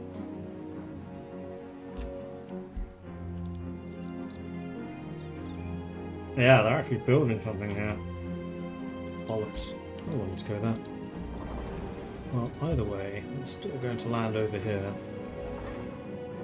And attack him. He's become a level 3 now. That's going to be a bit of a closer fight than I had anticipated, but I'm still going to do it.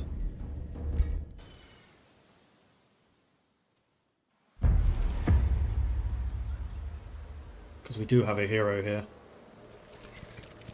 Albeit a level 1. Those are both tier 2s. Oh, were they hidden? Yeah, the hunter spiders, that's why I couldn't see them. I see. But I have 80 casting points. I can summon a bucket load of elementals if I need to. So there.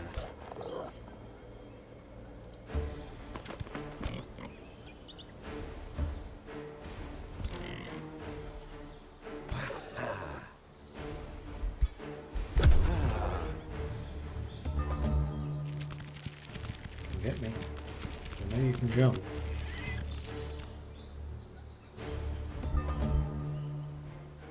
This costs 20 mana, 25, 10, 15. It does cost regular mana. I really need to get a mana source. Because right now, I don't have one. And it does get a little problematic.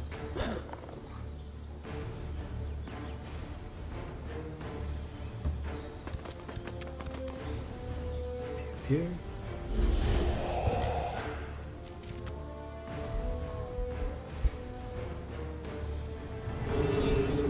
Peekaboo. I'll hit you.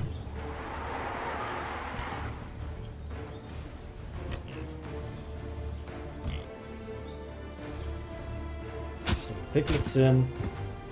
They could do some nice damage. Oh, I can't quite reach where I need you to reach.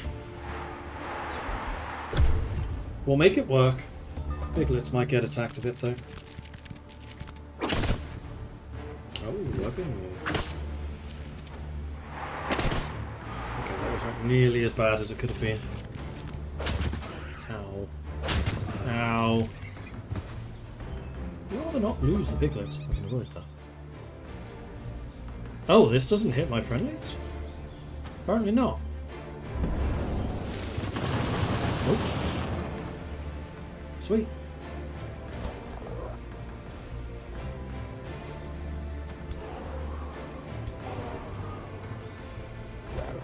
So this can straight up kill those spiders.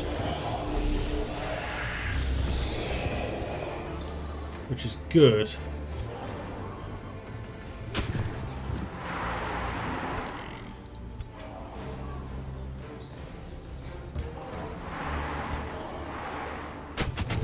So I'd like you to focus on them. Now I could stay here and fight. Oh, you've been webbed, you can't escape. Damn it, I was legitimately going to try and get the piglets to level up to Matriarch, but I don't think I'm going to be able to. They only have 10 hit points and these guys can attack 3 times each. Each of them doing 6.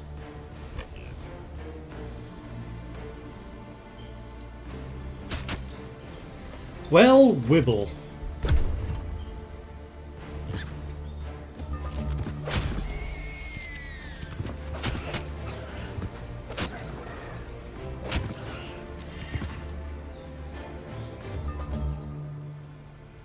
Well, first things first, you need to nuke them. So the spiders do get rather hard. Which you can then finish off. Okay, so I was a little worried whether these two would be able to stand up against these, but yes, the answer is yes, they can. I might lose... Oh, they desummoned. Haha! You trying to move it? No, you are attacking. That was the one that I'd actually paid for, so that's a little annoying.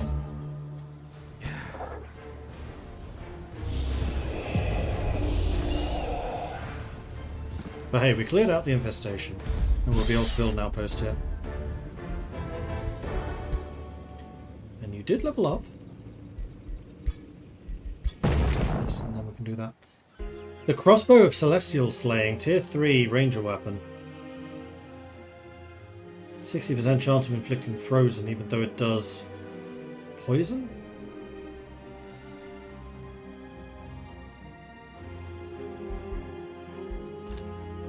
Interesting. And then you...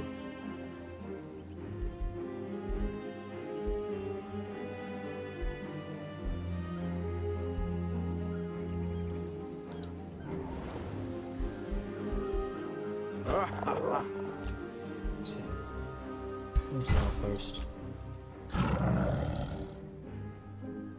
We're going to take this island.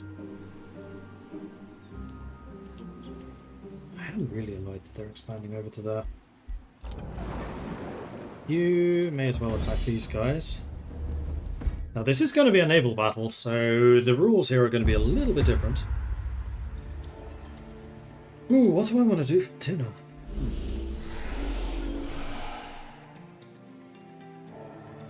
I really want a pizza, but I had a pizza for lunch yesterday. But it's the weekend!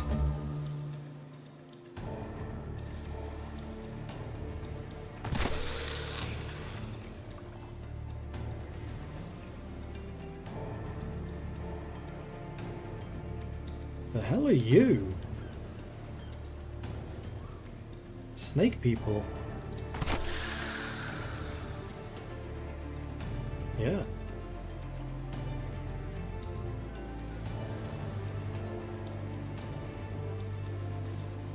Naga transformation, which allows them to swim. Amphibious. Oh man, that's really annoying for us. Don't live in the past. Have pizza again. Okay. Fine. You sold me.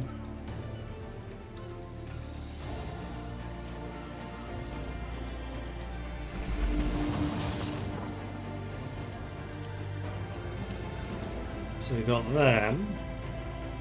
You need to buff them.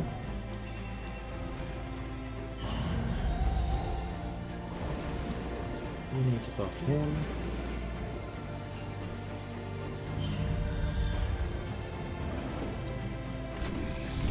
So they're not going to be able to reach me this turn, so I'm okay with waiting for them to come to me. Live in the past, have the same pizza again. Unfortunately, I can't. Pizza Hut doesn't deliver to where I live.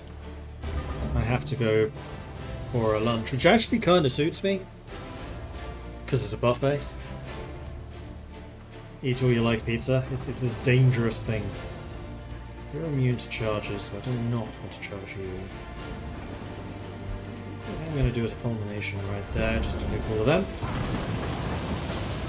I really do need to find a source of mana sooner rather than later.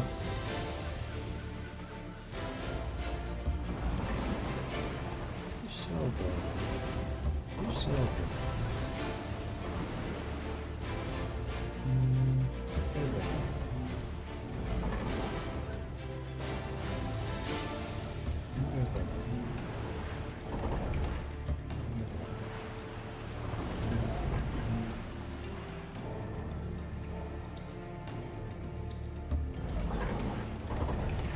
So who's most dangerous here? Probably one of you two. Probably them. Yeah, the dire penguins, plus they are tier 2. But they're about to get shot by a lot of different things.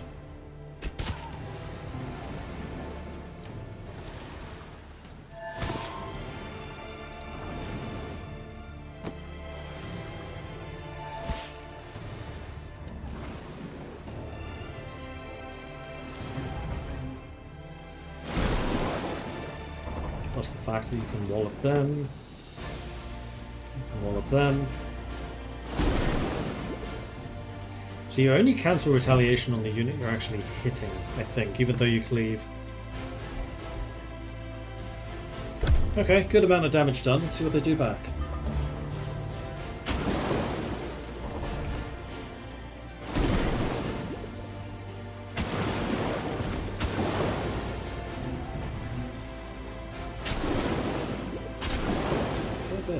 And they're healing. That's cheating.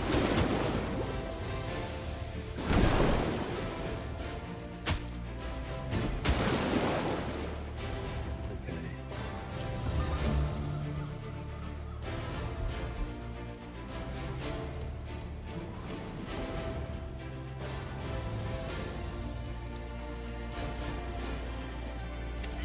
Shot them. Slight mistake made there. Not in fact killed him.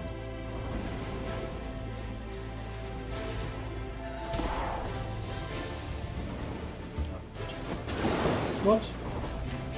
Oh, they got an attack? Cheaters! Now I'm going to take some more damage from the poison. Alas.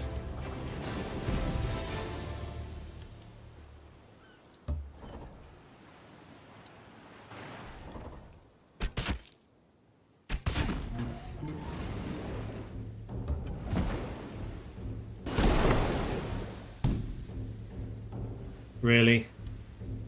Bastard.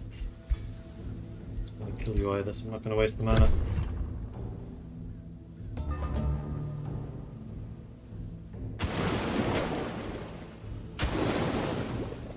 $20 damage done to the... Oh, you both slipped? Oh, I didn't even notice that. Cheeky bastards.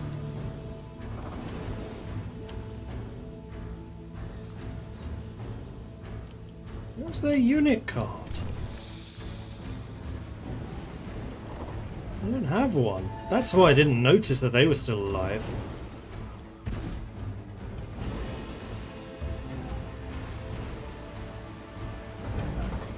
Now I feel even more vindicated calling them those cheeky bastards. Alright, you're dead.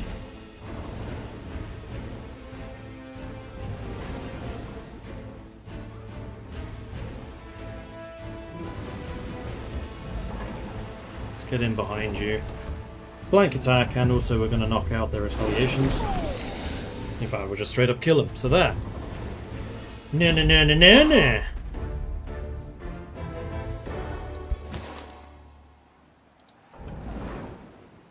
And... yeah, you really built that exactly where I wanted to build that city. It's really, really annoying.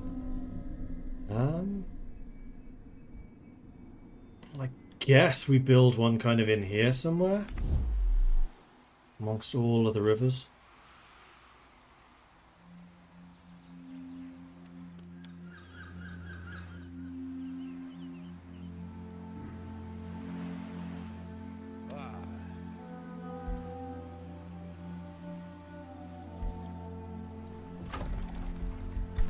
And in the meantime, we're going to need to build something else. But there are a couple of things boosted, including the tavern, which we do kind of need.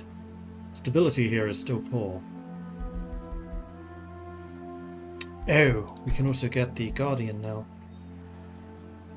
7 turns to recruit.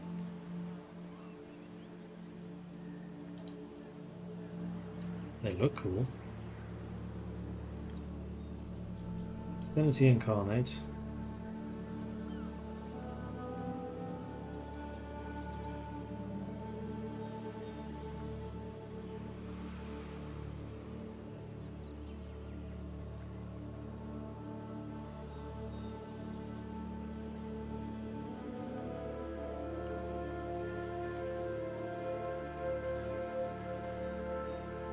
So they are just astral affinities, so it's +1 lightning damage, it's not +1 per.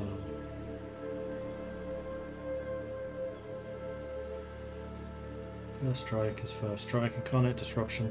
Adjacent to units have a -1 damage type resistance associated with each stack, so they have a resistance to lightning damage reduced. Adjacent attackers take 1 damage of the associated type per stack of... It is per stack.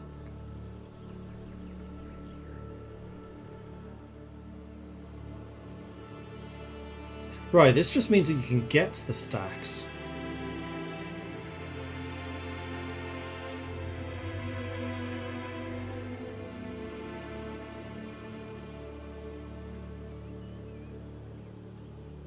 A Pantheon incarnate granted by Architect Monuments. I don't have a monument yet.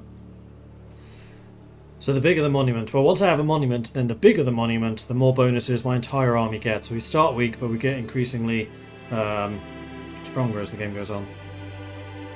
Shield defense, +3 defense against non-flanking attacks. Is that counted in this? Yes.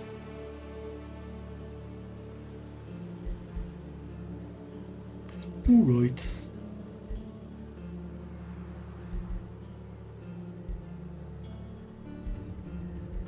Shademaker we know is good. A good amount of damage. But that's not why we're here. We are here to work out... Oh, hang on, Monument is one of these things? No.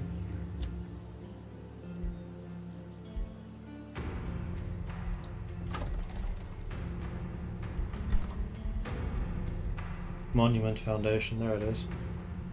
For which I need Wonderstone, of which I have none.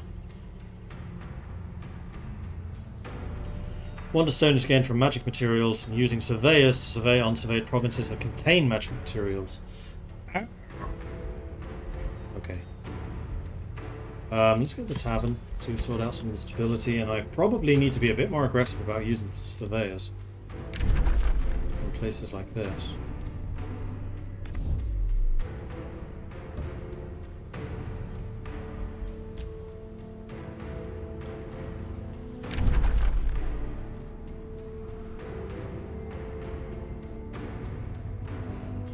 To take the pastures location. We would have done that though, being an idiot. Oh, this is all connected? Ha! Okay. So this is in fact a bay. I mean, we could put a city over here. If they've taken that place, we can take over here.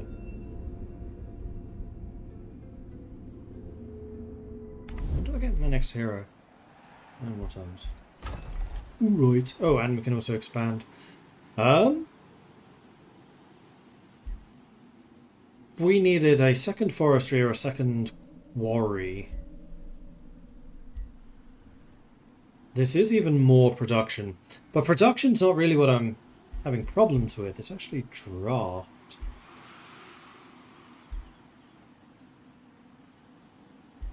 I mean, one can always do with more gold, but there's actually quite a lot of gold around.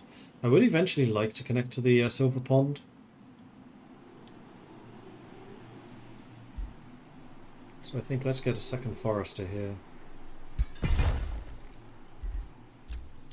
Meanwhile, hero leveled up. This is Kaltharos, who I wanted to be a Discipline of Storms.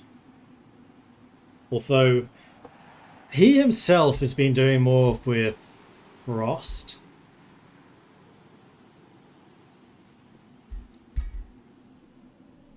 With the quest that he gave me. Speaking of which, we have 16 turns. Where am I going to get this mana from?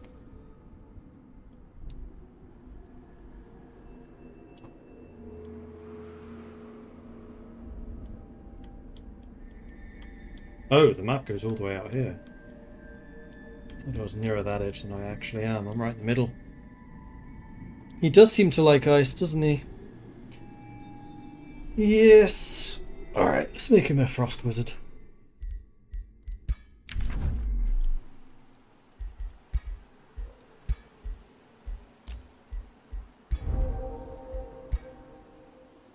You can have a rod of spiders, seeing as you have nothing else with you. Or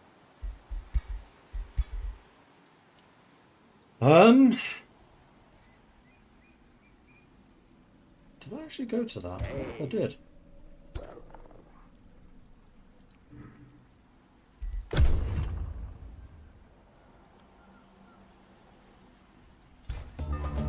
Let's do that. Actually have a bit of a better look around. Request for peace. Yes. Absolutely. I have no interest in fighting you.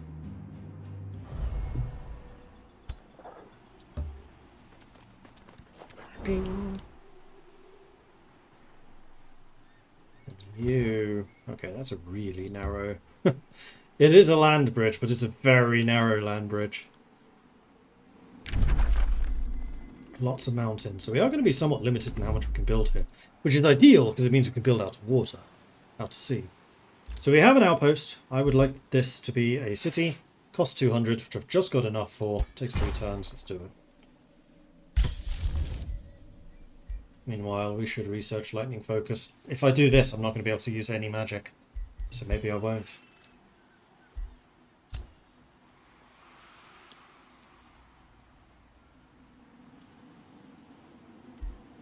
Meanwhile, I think what I kind of need to do is start preparing for another city somewhere.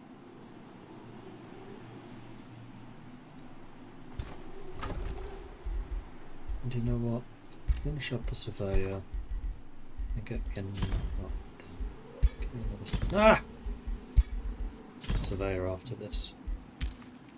Because those units are going to need to join him, because he's just out of soldiers.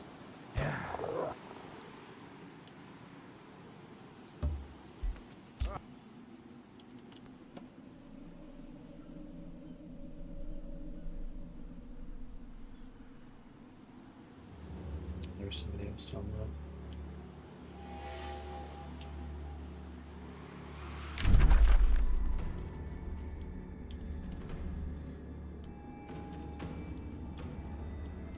We were considering looking more into this area, so I think that's where I'm going to go. There are more locations that I can go and fight people at, which is kind of what I need to be doing a bit more aggressively than I have thus far. You come across here. Lightning focus, I know I can't do anything with. New tome. So Tome of Warding would get me the Phantasm Warrior, Staves of Warding, bolstered resistance for support units. Target unit becomes invulnerable for a turn, so I could have cast this, for example, on the Piglet and he wouldn't have died. Static Shield, 60% chance of inflicting stunned for anyone who attacks me. And then Minor Race Transformation, which gives us resistance to lightning, fire, and frost.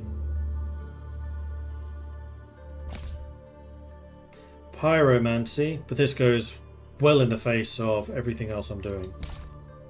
Ward, no. Enchantment, no. Alchemy, I don't think so.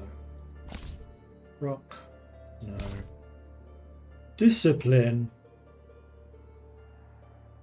Target friendly unit gets temporary hit points. 2 negative status effects are dispelled. Monk.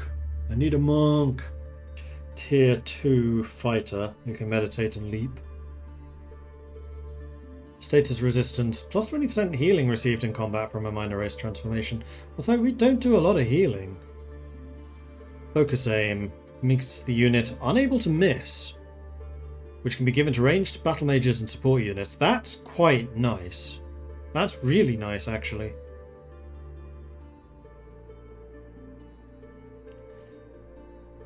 Empowered strikes. Melee units do more physical damage and has a chance of stunning. One thing I want to double check before selecting those is my race.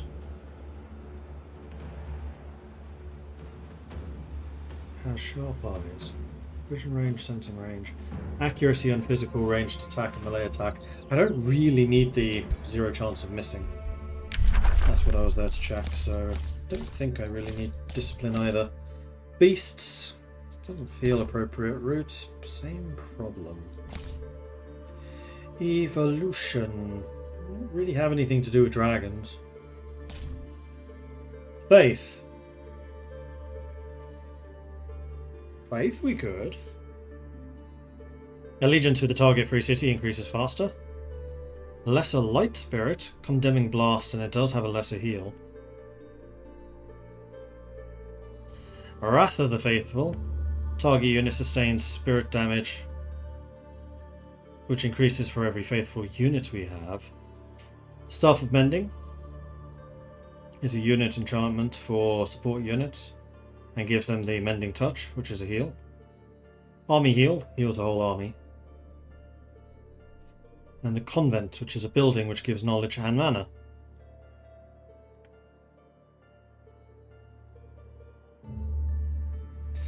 Alchemy's Magical Refinery might be good for the architects.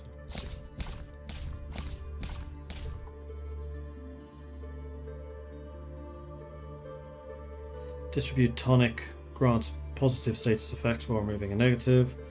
The Afflictor is a ranged unit that can create miasmas to debilitate enemies. Anti-Magic Tincture. Status protection dispels negative effects. Fumigation is a siege thing that damages enemy units straight away. Magical Refinery, city structure, +5 knowledge, +5 gold, +5 knowledge per magic material in that city's domain. I don't have any magic materials in my domain though.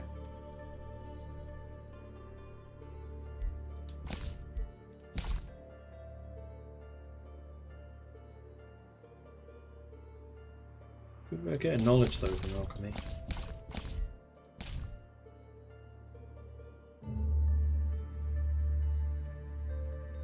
Oh, this is also for every stability level. So as long as I'm able to find a way of keeping stability high, that could be decent.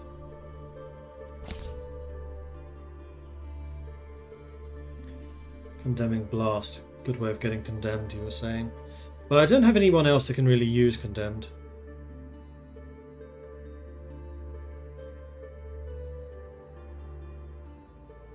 Ah, you're confusing a transformation. Zeal would get us the Zealot, which is good against Condemned. So it kind of sounds like Zeal and Faith would need to be combined.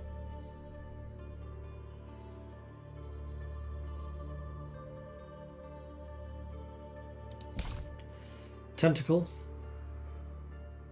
A Constrictor, a Polearm that can pull people in. Magic attacks of enchanted units.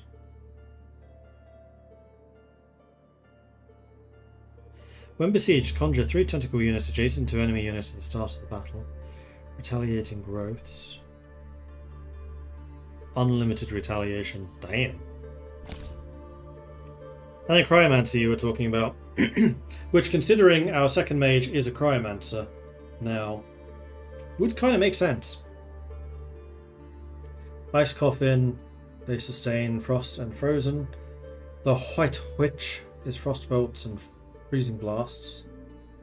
Frost arrows would be a ranged unit upgrade. And I do think that our ranged units have the potential to be really good. In fact, if they have frost arrows and lightning arrows, which I think they can get. Snow Spirit. Just hits stuff. Frost Blades, which is a close combat upgrade. More damage against frozen and slowed. Again, might stack with the electrical, so we can do frost and electricity. I'm liking Cryomancy. This also gives me access to the School of Cryomancy, which we're going to get for free anyway. One of. I think of Cryomancy. Yeah. Yeah! When Oh, all the Affinities to world that. has turned to ice, I see a pure frostling paradise. Frost their limbs and make their bones brittle, entombed in icy blood. Summon the blizzard to freeze flesh and inspire fear that harkens back to a time when mortals huddled in caves, fearing the cold would claim them.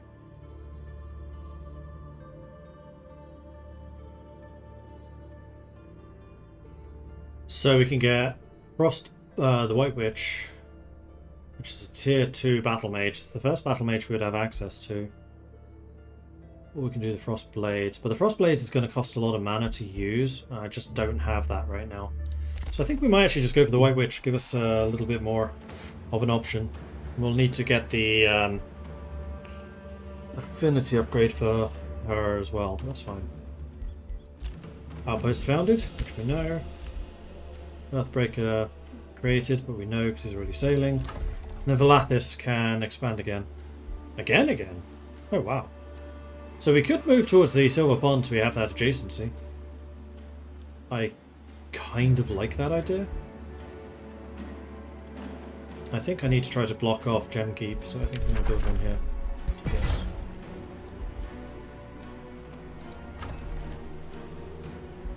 You get your tavern next turn. Right.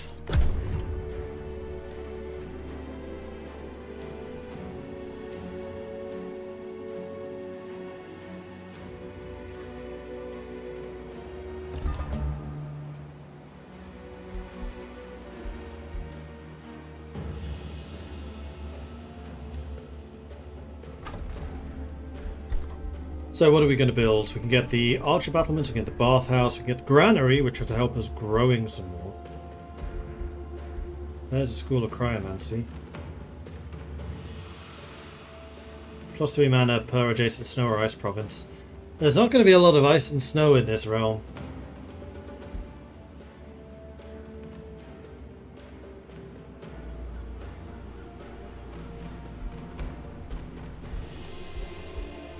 So let's go for the Granary. High population is always a good thing. You are joining his army.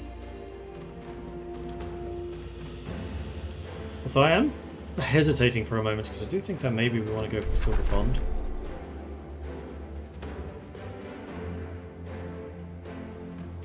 Stability for every farm and forester. Friendly units in this domain are healed for 30 hit points. You know what? We really should go for this. You can't send multiple people in, can you? It would have to be you.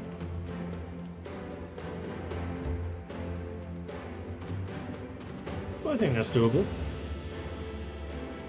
Especially now that we have 100 magic. We just need to make sure not to use that magic for anything else. You're the scout for Scooting a Boot. And as much as I would like to see what's over here,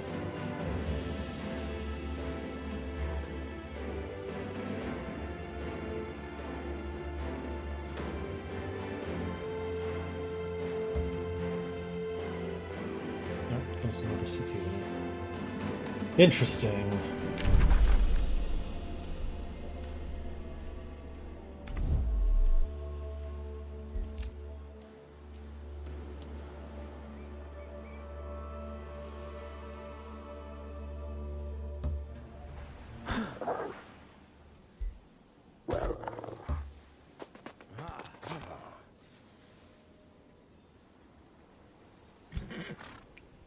Strength at 225, 2 infantry, 2 assault. I don't think you're going to be able to take that on your own. You're going to need the cultivator, which will be available in 2 turns. Let's make you available next turn, and we're just going to work on surveyors for a bit. So we can actually get some of that wondrous stone. Actually, there's something you can do. You can go about this. And you can head down here. That's a really dangerous location. Yikes.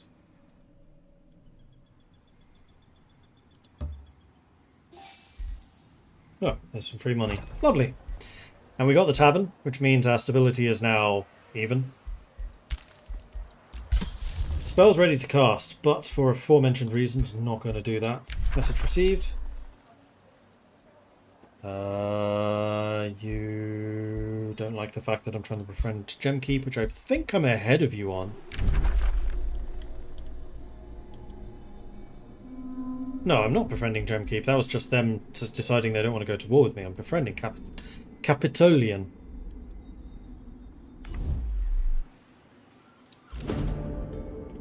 And we've met Exalted Aerodomus. Glory! Announces Founder Tatius as he raises his index finger up high. Oh, go dear! Oh, go dear! Praise be the great plan that I'm graced with equal culture on this day. He extends both hands and smiles. Behold! I am Founder Tatius Quatzhos of Eloria. Oh, you're one of us. Do tell, what foundation shall we construct together? I could try to war them again, 50-50. Yay! So where are you? Oh, it's these guys, okay. Yeah, we should definitely try to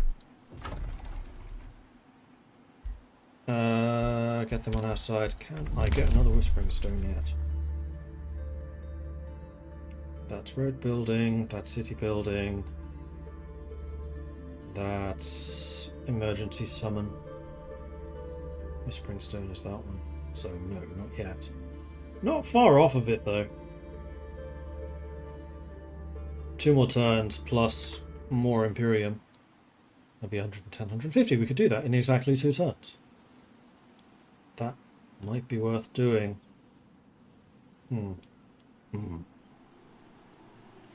Anyway, I'm getting really hungry, so I think I'm going to call this stream here and go grab myself something to eat. So thanks everyone for watching. Hope you enjoyed this. If you have, be sure to hit that follow button to get notifications when I'm live again in the future, which, don't panic, is going to be very soon. I will be back in 2 hours. The plan to continue this at 6 PM Central European time, 2 hours from now. If you have enjoyed this, hit that follow button. Like I said, if you've really enjoyed this and you want to support the channel, please do consider subscribing, either on Twitch with subscription or on the UpTubs by pressing the subscribe button. If you want to support the channel otherwise, check out the Patreon at patreon.com/MordredViking. I do have a Discord, which is where the community hangs out. They're a cool bunch, and it's always a pleasure to see some new faces there. So come join us, say hello. You'll be more than welcome. Just going to go and see if anyone else is streaming Age of Wonders. Yes, there are.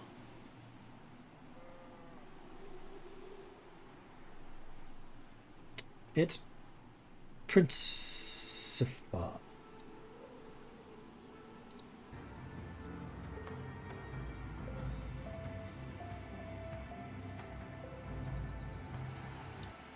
Let's go and raid its Principal.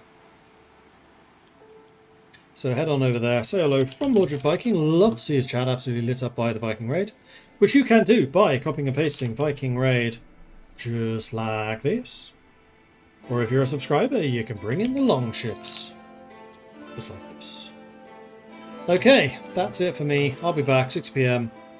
We'll play some more of this. Age of Wonders. Archon Prophecy. Until then. Bye-bye. Enjoy the raid. Say hello to them. Do the Viking raid stuff. And if you enjoy the stream, don't forget to follow. Speaking of follows, there's Iga. Thank you very much for the follow. Welcome to the channel. Good to have you joining us. Bye, everyone. Or level 1 lads.